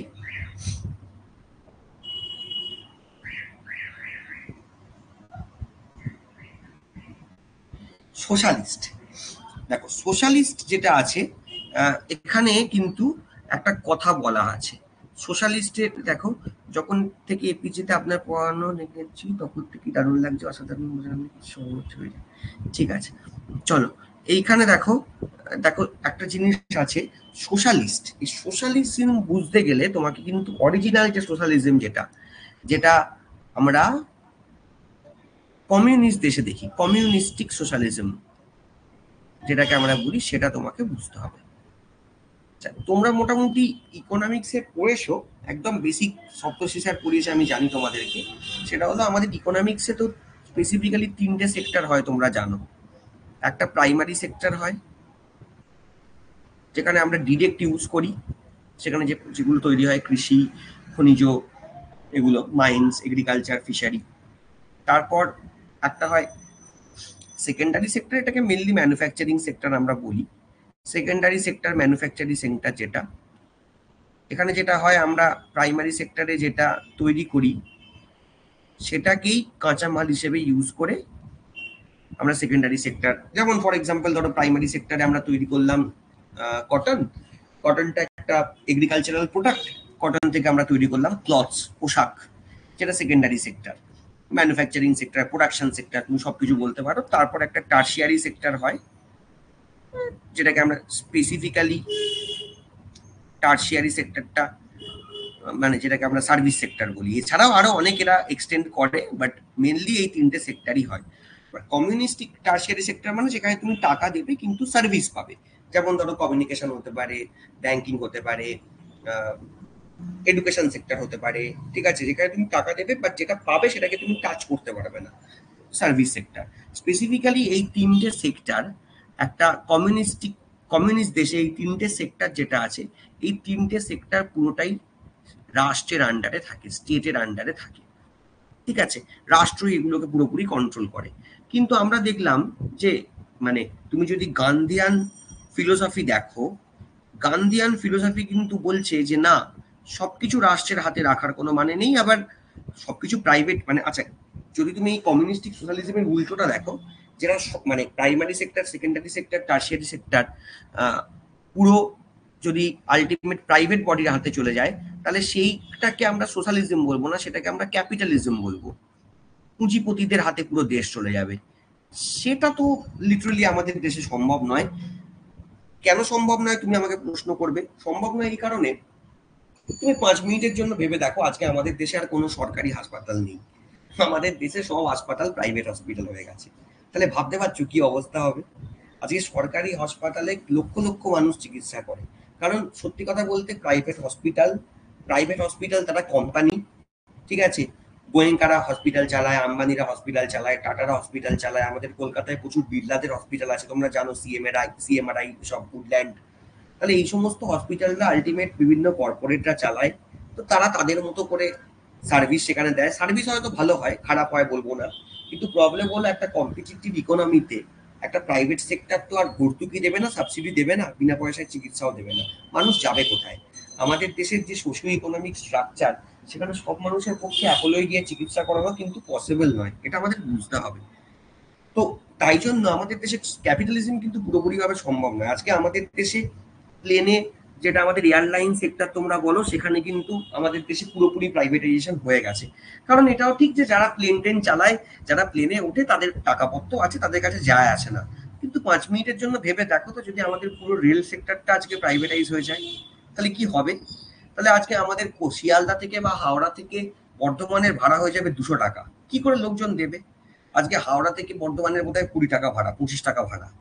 ঠিক আছে, তুমি যদি একটু এক্সপ্রেস ট্রেনে ওঠো, মোটামুটি জেনারেল কম্পার্টমেন্টে তুমি বর্ধমান যাবে 50 টাকায়, 100 টাকা, 100 টাকাও লাগে না, তার থেকে কম 50 টাকায় চলে যাবে।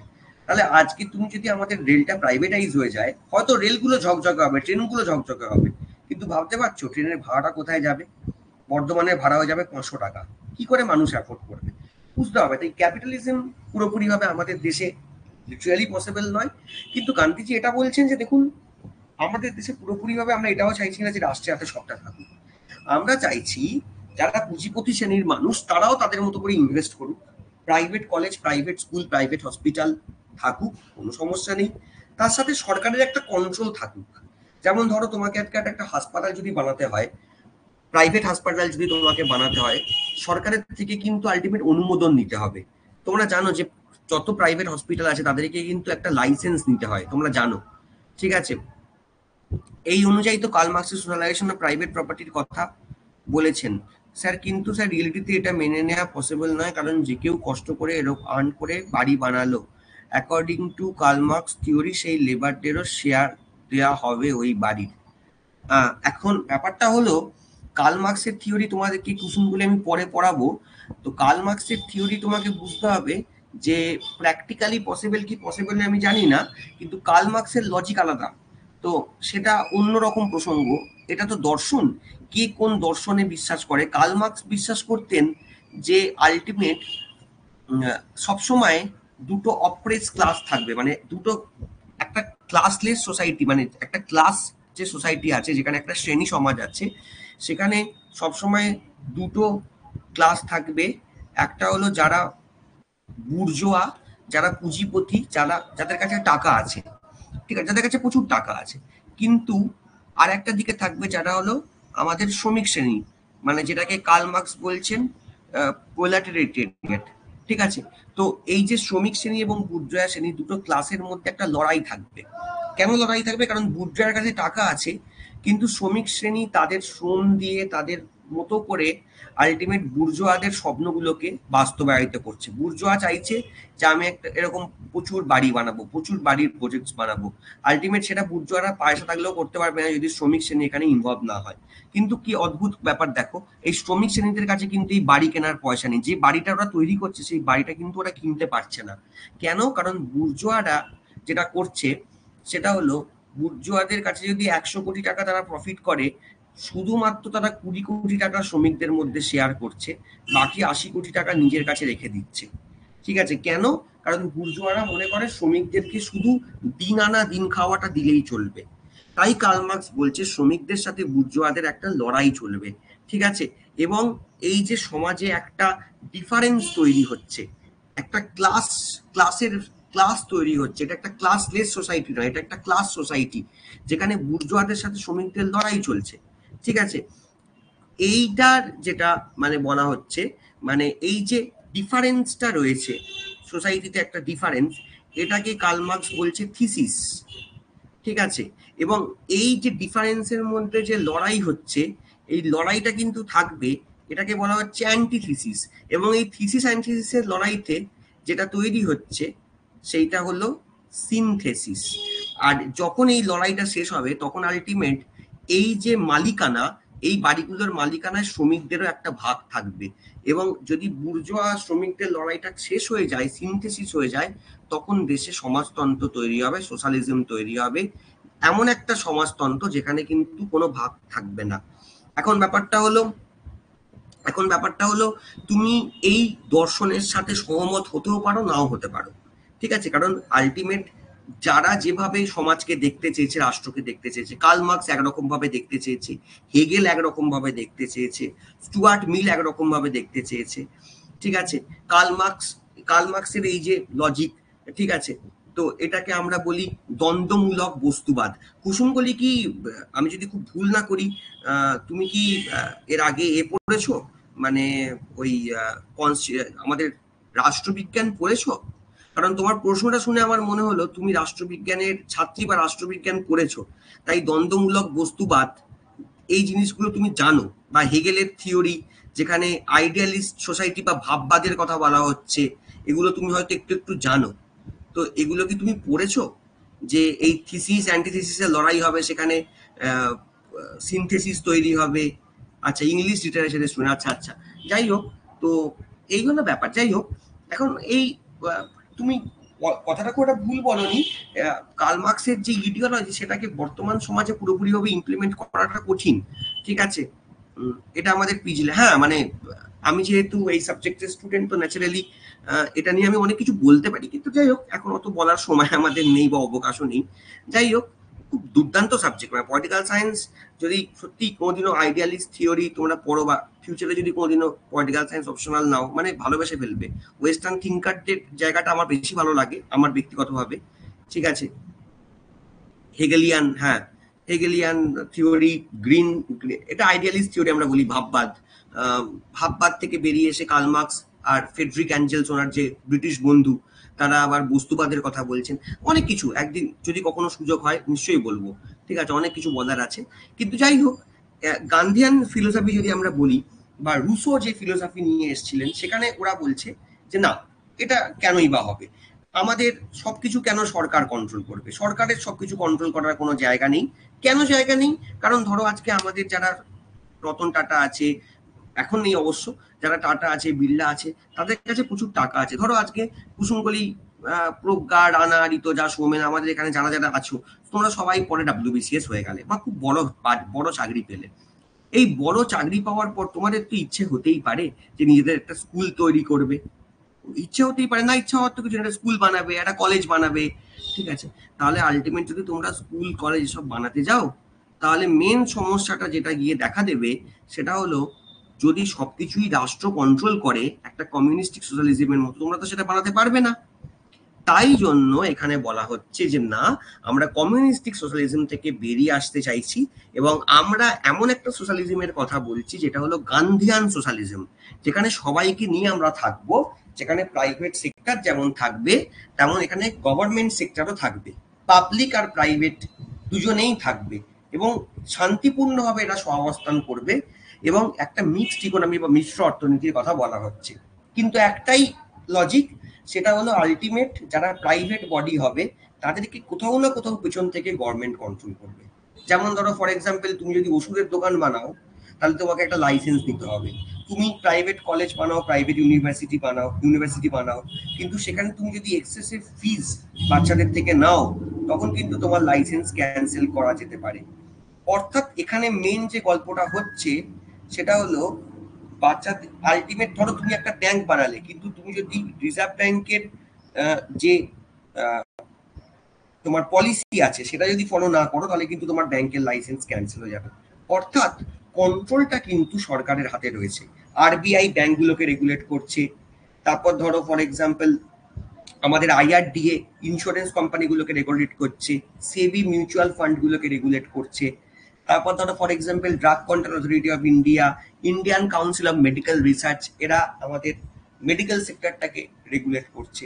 লাইসেন্সের মাধ্যমে কিন্তু রেগুলেটটা সরকার নিজের হাতে রেখে দিয়েছে, কিন্তু সবাইকে সুযোগ দেওয়া হচ্ছে তাদের মতো করে কাজ করার। এটাকে আমরা মিক্সড ইকোনমি বলি। আমাদের দেশের যে সোশ্যালিজম, সেটা কিন্তু কমিউনিস্টিক সোশ্যালিজম নয়। India follows democratic socialism idea of Gandhi in Indian national movement and Rousseau in French Revolution instead of communistic socialism. It holds faith in a mixed economy where both private and public sector coexist side by side. The Congress Party adopted the resolution to establish a socialistic pattern of society in its Avadi session 1955. এই শব্দটাকে প্রিএমবেলে add করা হচ্ছে 42nd amendment অ্যাক্টের মাধ্যমে 76 সালে। Socialism বা socialist সবাই বুঝতে পেরেছো কিনা আমাকে কনফার্মেশন দাও। বুঝতে পেরেছো? ক্লিয়ার হয়েছে? সবাই আমাকে একটুখানি কনফার্মেশন দেবে। বুঝতে পেরেছো কিনা আমাকে বলো।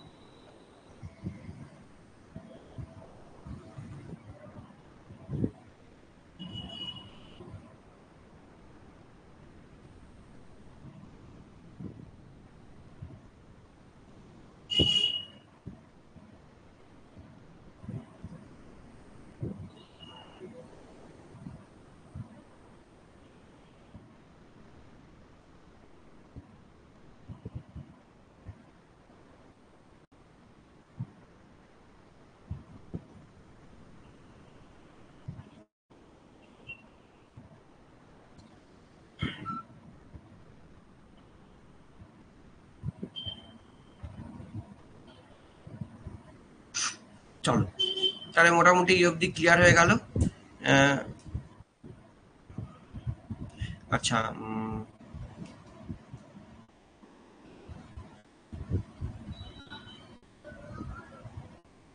ঠিক আছে, চলো। এরপর চলে যাও, সোশ্যালিস্ট হয়ে গেল। দেন আমরা চলে যাই নেক্সট যেটা আছে, সেটা হলো সেকুলার। সেকুলার তো আমি অলরেডি বলে দিয়েছি তোমাদেরকে। সেকুলার হলো equal respect and equal protection of all religion by the government, but state shall have no specific religion, it will remain impartial towards all religion. আমাদের দেশ কোনো পাকিস্তানের মতো ইসলামিক দেশ নয়, ঠিক আছে, কোনো বুদ্ধিস্ট দেশ নয়। আমাদের দেশে হিন্দু মেজরিটি হতে পারে, কিন্তু আমাদের দেশ এমন একটা দেশ যেখানে সমস্ত ধর্মকে ইকুয়াল রেসপেক্ট দেওয়া হয় এবং ইকুয়ালি প্রোটেক্ট করা হয়। That is also important. যদি আজকে ধর্মের নামে কোনো কেউ খুন হয়, সেটাকে কিন্তু কমিউনালাইজেশন বলে সেটার কিন্তু প্রতিবাদ করা হয়, এবং রাষ্ট্রের কাজ হলো সবাইকে প্রপারলি প্রোটেক্ট করা, সমস্ত ধর্মের মানুষকে।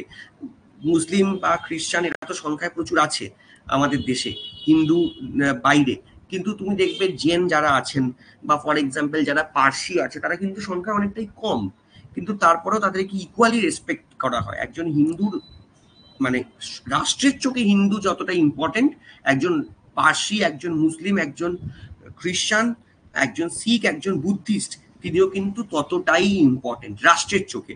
আমাকে অনেকে বলছিল ওই ময়ূর রঞ্জন ঘোষের বিতর্কের পরে যে স্যার আমি যদি নিজে সেকুলার না হই তাহলে কি সমস্যা আছে? তুমি ব্যক্তিগতভাবে সেকুলার না হলেও চলবে, তুমি ব্যক্তিগতভাবে সেকুলার হতেও পারো, নাও হতে পারো, তাতে খুব একটা যায় আসে না। কিন্তু ভারত রাষ্ট্র সে কিন্তু সেকুলার, কারণ ভারত রাষ্ট্রের কাছে কিন্তু হিন্দু, জৈন, বুদ্ধিস্ট, শিখ, ইসলাম, খ্রিস্টান আলাদা নয়। রাষ্ট্রের কাছে কিন্তু সবাই সমান। তুমি ব্যক্তিগতভাবে সেকুলার হও বা না হও তাতে কিছু যায় আসে না। রাষ্ট্র হিসেবে ভারত কিন্তু সেকুলারিজমকে ভাবনা চিন্তা করে, এবং 1976 সালে 42nd অ্যামেন্ডমেন্ট একটা প্রিএমবেলে এটা অ্যাড করার আগে থেকেই ভারত ধর্মনিরপেক্ষতাতে বিশ্বাস করে। ঠিক আছে, এটা তো সোজা আমরা জানি। নেক্সট আমরা চলে যাই যে ওয়ার্ডটা আছে ডেমোক্রেটিক। ডেমোক্রেটিকের প্রথমটা তোমরা সবাই জানো, the term implies that constitution of India has an established form of constitution which gets its authority from the will of the people expressed in an election. Specifically আমাদের দেশের সংবিধানটাও মানুষের দ্বারা তৈরি, এবং আমাদের দেশের সরকার যেটা, গভর্নমেন্ট যেটা, সেটাও মানুষের দ্বারা নির্বাচিত হয়। চীনের মতো নয় যে এখানে কোনো, চীনে যেমন কোনো ভোট হয় না, আমাদের দেশের মানুষ ভোট দেয়, ভোট দিয়ে সরকার তৈরি করে, তুমি সরকারে থাকবে, 5 বছর গভর্নেন্স দেবে, 5 বছর পরে তুমি আবার মানুষের কাছে যাবে, তুমি তোমার যে কাজ হয়েছে মানুষ সেটা মূল্যায়ন করবে, এবং সেই অনুযায়ী মানুষ যদি মনে করে তোমাকে আর একবার সুযোগ দেবে তো দেবে, যদি মানুষ মনে করে সুযোগ দেবে না, বিরোধীদের সুযোগ দেবে, তাদেরকে দেওয়া হবে। এটাই হলো গণতান্ত্রিক নিয়ম। বারবার আমাদের দেশে সরকার চেঞ্জ হয়, ফিউচারেও হবে। কেউই বছরের পর বছর এখানে থাকতে পারবে না। তার মেন কারণটা হলো আমাদের দেশ এমন একটা দেশ যেখানে কিন্তু গণতন্ত্র আছে, ডেমোক্রেসি আছে, এটা কিন্তু রাজতন্ত্র নয়, এটা মাথায় রাখতে হবে। যদিও ইংল্যান্ডের মতো দেশও আছে যেখানে রাজতন্ত্র থাকলেও সেটা পিওর, যেটাকে আমরা মনার্কি বলি, সেটা নয়, মানে কনস্টিটিউশনাল মনার্কি ওখানে রয়েছে, কারণ ওখানে সাংবিধানিক প্রধান একই ফ্যামিলি থেকে বিলং করতে পারে, কিন্তু দেশের সরকারটা কিন্তু পরিবর্তিত হয়। আবার কিছু কিছু দেশ আছে যেখানে একদম পিওর মনার্কি রয়েছে, যেমন দেখবে সৌদি আরব, ঠিক আছে, এই সমস্ত দেশ যেখানে রাজাই দেশ চালায় এখনো পর্যন্ত। ঠিক আছে, তারপর দেখো কি বলছে, Indian constitution provides for representative parliamentary democracy. খুব ইম্পর্টেন্ট একটা ওয়ার্ড। তোমরা দেখবে আমরা যখন আলটিমেট ভোট দিয়ে আমরা কাকে নির্বাচিত করি, আমরা আমাদের এরিয়া থেকে একজন মেম্বার অফ লেজিসলেটিভ অ্যাসেম্বলিকে নির্বাচিত করি, বিধায়ককে নির্বাচিত করি। এই যে মানুষটা, সে কিন্তু বেসিক্যালি আমাদের একটা রিপ্রেজেন্টেটিভ হিসেবে বিধানসভায় যায়, তাই তো? আবার একজন এমপিকে আমরা নির্বাচন করি, একজন সাংসদকে আমরা নির্বাচিত করি, এও কিন্তু আমাদের একটা রিপ্রেজেন্টেটিভ হিসেবে লোকসভায় যায়। এরা হলো আমাদের রিপ্রেজেন্টেটিভ। আমরা সরাসরি কিন্তু আইনসভায় নিজেরা গিয়ে পার্টিসিপেট করি না, এখানে কিন্তু তোমরা যাও না। হ্যাঁ, তোমাদের মধ্যে কেউ আবার পরে অবশ্যই এমপি এমএলএ হতে পারো, সেটা আলাদা কথা, কিন্তু আমরা একজন রিপ্রেজেন্টেটিভকে আমাদের দেশের বিধানসভায়, রাজ্যের ক্ষেত্রে বা দেশের ক্ষেত্রে লোকসভায়, সংসদে পাঠাই, পার্লামেন্টে পাঠাই। তো এটা হলো রিপ্রেজেন্টেটিভ ডেমোক্রেসি। আর যেখানে এক্সিকিউটিভ রেসপন্সিবল লেজিসলেচারের কাছে, আমি তোমাদেরকে আগেও বলেছিলাম যে আমাদের দেশের পার্লামেন্টে রাজ্যসভা, লোকসভা, মানুষ ভোট দেয় লোকসভায়, এবং লোকসভা থেকে আলটিমেট কি হয়, গভর্নমেন্ট ফর্ম করে। তাই গভর্নমেন্ট বা এক্সিকিউটিভ সবসময় রেসপন্সিবল থাকে বিধানসভা, লেজিসলেচারের কাছে। রাজ্যের সরকার রেসপন্সিবল থাকে বিধানসভার কাছে, কেন্দ্রের সরকার রেসপন্সিবল থাকে লোকসভার কাছে। তো সেটাই ডেমোক্রেসিতে আর একবার বলা হয়েছে। এটা তোমরা দেখে নিও, এগুলো তোমাদের কাছে ক্লিয়ার আছে কারণ তোমরা স্যালিয়েন্ট ফিচার্স অলরেডি আমার কাছে করে ফেলেছো। ডেমোক্রেটিকের পরে নেক্সট যেটা আছে সেটা তোমরা জানো রিপাবলিক।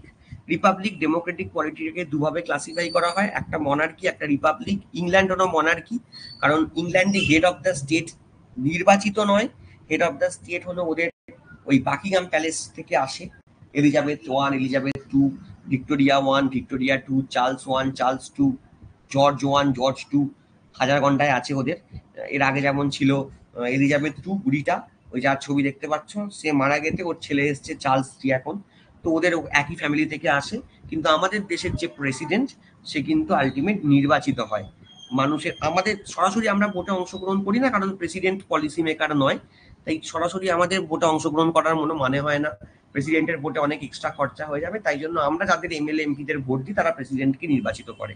তাই আমাদের দেশের প্রেসিডেন্ট সরাসরি নির্বাচিত না হতে পারে, বাট ইনডিরেক্টলি সে কিন্তু নির্বাচিত। এই যখন হেড অফ দ্য স্টেট নির্বাচিত হবে সেটাকে আমরা রিপাবলিক বলি। The term indicates that head of the state is elected by the people. In India president of India is elected head of the state. মাথায় রাখবে, প্রেসিডেন্ট কিন্তু নির্বাচিত হলো, প্রেসিডেন্টকে সরাসরি আমরা নির্বাচিত করি না। কেন করি না তার কারণটা হলো, যখন গণপরিষদে এটা নিয়ে ডিবেট হয়েছিল তখন আমরা বললাম দেখো, প্রেসিডেন্টকে যদি আলটিমেট সরাসরি নির্বাচিত করা হয়, দিনের শেষে এই লোকটা তো পেন অ্যান্ড পেপার হেড। দিনের শেষে এই লোকটা তো আলটিমেট কোনো পলিসি তৈরি করবে না, পলিসি তো সেই প্রধানমন্ত্রী তৈরি করবে। তাহলে সেক্ষেত্রে সরাসরি একে মানুষের দ্বারা নির্বাচিত করলে প্রচুর খরচা হয়ে যাবে। তার থেকে বরং নির্বাচিত করি, কিন্তু আমরা যে সমস্ত এমপি এমএলএদেরকে ভোট দেবো তারা যেন প্রেসিডেন্টের ভোটে অংশগ্রহণ করে। খেয়াল করে দেখবে, যখন আমি তোমাদেরকে আর্টিকেল 54 পড়াবো, প্রেসিডেন্টের ভোট পড়াবো, আমরা রাজ্যসভার যারা নমিনেটেড 12 জন মেম্বার হয় তাদেরকে ভোট দিই না, কারণ আমাদের সাথে তাদের কোনো সম্পর্ক তো নেই। রাজ্যসভার বাকি মেম্বাররা আমাদের নির্বাচিত এমএলএদের দ্বারা নির্বাচিত হয়, তাই তাদের সাথে একটা সম্পর্ক আমাদের রয়েছে। ওই জন্য 12 জন নমিনেটেড মেম্বারকে, বা আগে যারা লোকসভাতে অ্যাংলো ইন্ডিয়ান মেম্বার নমিনেট হতো তাদেরকে কিন্তু রাষ্ট্রপতি নির্বাচনে অংশগ্রহণ করতে দেওয়া হয় না, কারণ তাদের সাথে মানুষের কোনো সম্পর্ক নেই। এই হলো রিপাবলিকের কনসেপ্ট। ঠিক আছে স্যার, একজন পার্মানেন্ট এক্সিকিউটিভের দায়িত্ব কি শুধু গভর্নমেন্ট পলিসি ইমপ্লিমেন্ট করা আর পাবলিক সার্ভিস দেওয়া? গভর্নমেন্টের কোনো ডাইরেক্ট করাপশনের এগেনস্টে কি স্টেপ নিতে পারে না? হ্যাঁ পারে। পারে না মানে in the sense of, for example দেখবে আমাদের দেশে গভর্নমেন্ট যদি কোনো করাপশনের সাথে জড়িত থাকে, প্রথমত হলো তুমি নর্মাল জুডিশিয়ারির কাছে অ্যাপ্রোচ করতে পারো, তাতে কোনো সমস্যা নেই। ঠিক আছে, জুডিশিয়ারির কাছে তুমি ডেফিনেটলি যেতে পারো। তার সাথে তুমি যেটা করতে পারো সেটা হলো, আমাদের দেশে দেখবে, হয়তো তোমরা নাম শুনে থাকবে, ওই আছে লোকাযুক্ত আছে, লোকাযুক্তা আছে রাজ্যের ক্ষেত্রে, আর দেশের ক্ষেত্রে লোকপাল আছে। তো গভর্নমেন্ট যদি কোনো, বা গভর্নমেন্ট অফিসিয়াল কোনো, বা ইভেন প্রধানমন্ত্রী পর্যন্ত যদি কোনো করাপশনের সাথে যুক্ত থাকে, তার এগেনস্টে কিন্তু স্টেপ নেওয়া যেতে পারে।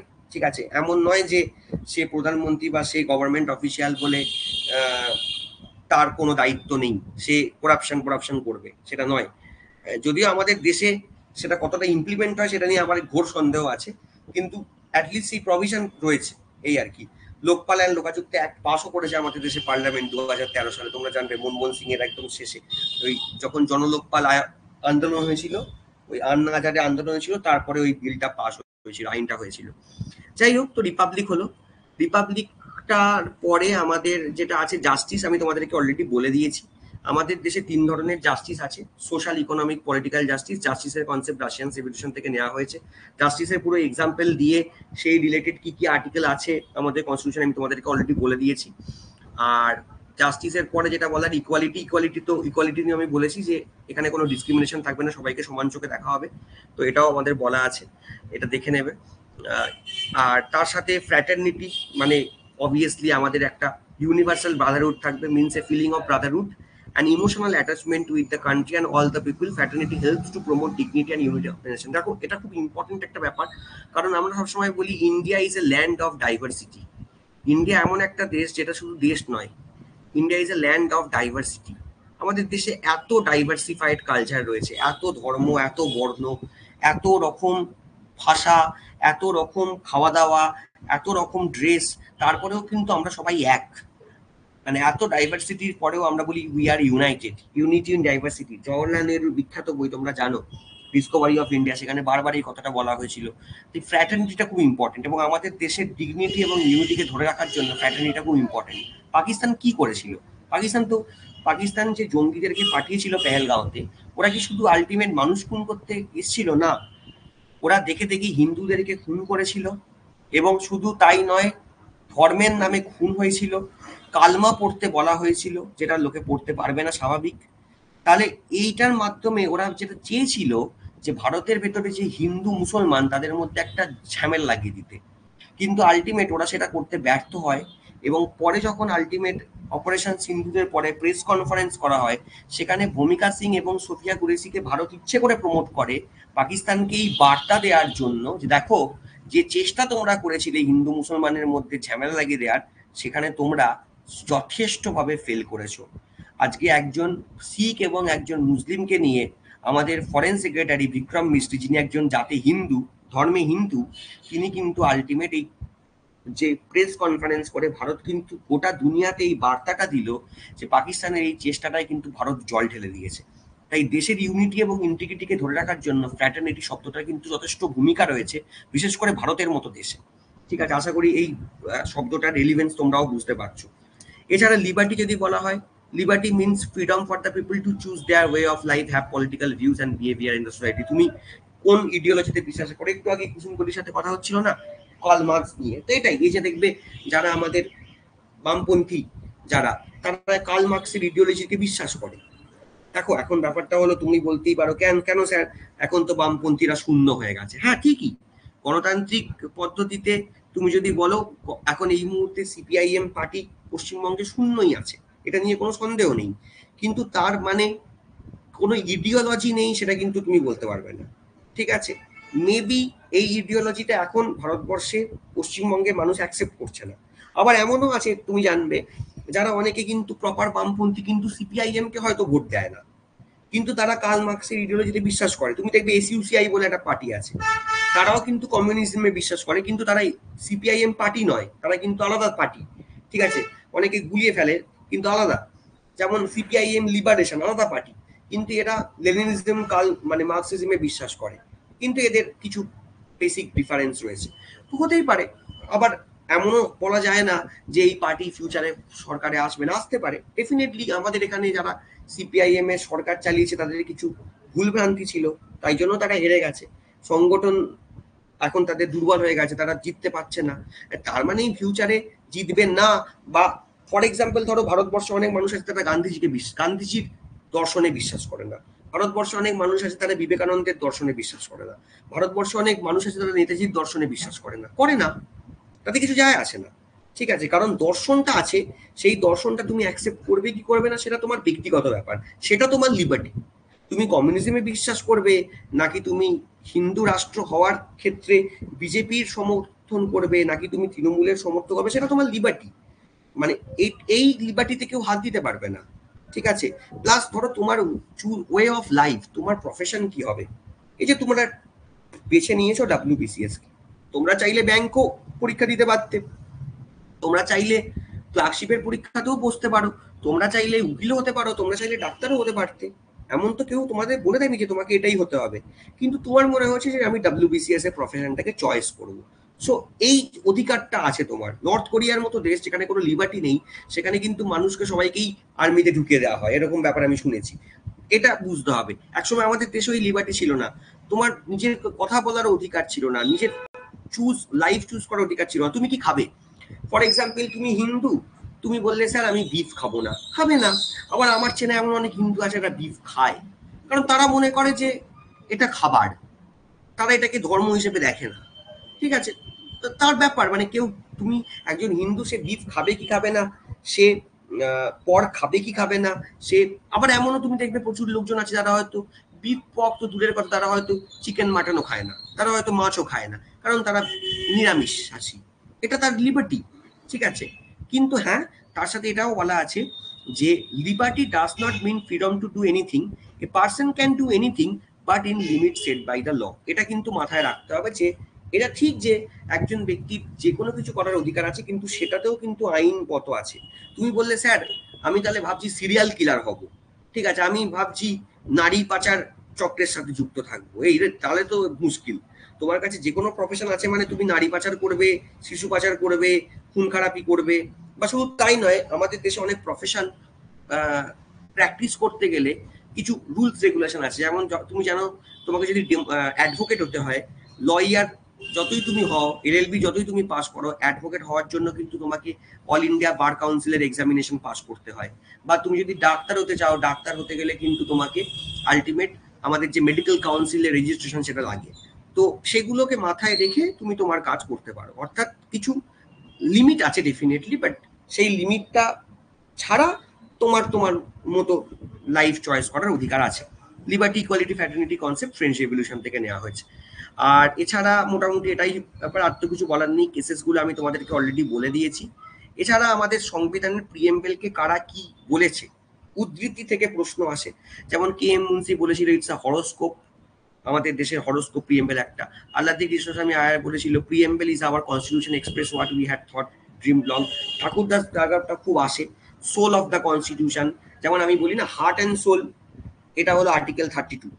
এটা তোমাদের পরীক্ষাতে খুব আসে, এটা মাথায় রাখবে। যদি পরীক্ষাতে দেয় heart and soul, heart and soul বললে তোমরা আনসার করবে আর্টিকেল 32। সংবিধানের 32 নম্বর ধারাকে হার্ট অ্যান্ড সোল বলা হয়েছে, এবং এটা বলেছে ডক্টর বি আর আম্বেদকর। ঠিক আছে, কিন্তু যদি শুধু সোল বলে, সোল হলে কিন্তু আনসার হবে প্রিএম্বেল, আর এটা বলেছে ঠাকুরদাস ভার্গব। আর আর্নেস্ট বেকার এটাকে কি নোট বলেছে। তো এই হলো মোটামুটি ব্যাপার। তোমাদের প্রিএম্বেল ফাইনালি আজকে শেষ হলো। ঠিক আছে, কমপ্লিট করিয়ে দিয়েছি তোমাদেরকে ক্লাস। আশা করি সবার ভালো লাগছে, কোনো সমস্যা হচ্ছে না। এর পরের দিন তোমাদের যে নেক্সট ক্লাস, সেখানে আমরা কনস্টিটিউশন প্রপার যে আর্টিকেল যেটা, সেটা শুরু হবে পার্ট 1, সেটা হলো ইউনিয়ন অ্যান্ড টেরিটরি। সবার বুঝতে পারছো তো? ক্লিয়ার হচ্ছে তো জিনিসগুলো? কোনো সমস্যা হচ্ছে না তো?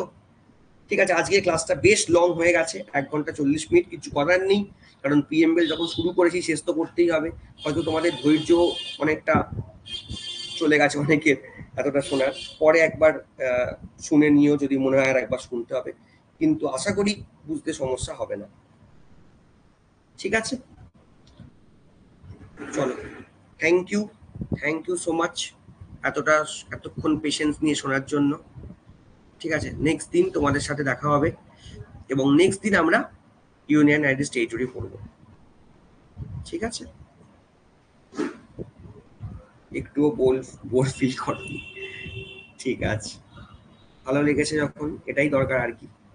ঠিক আছে, ছেলেমেয়েরা লক্ষ্মীকান্ত পড়ে খুশি হয় না, তো আশা করি অনেকটা। দেখো, এরপর তোমরা যদি চাও তোমরা লক্ষ্মীকান্ত বা দুর্গাদাস বসু পড়তে পারো, কোনো অসুবিধে নেই। বুঝে পড়ো, ভাল লাগবে, সংবিধানের প্রতি একটা ভালোবাসাও তৈরি হবে।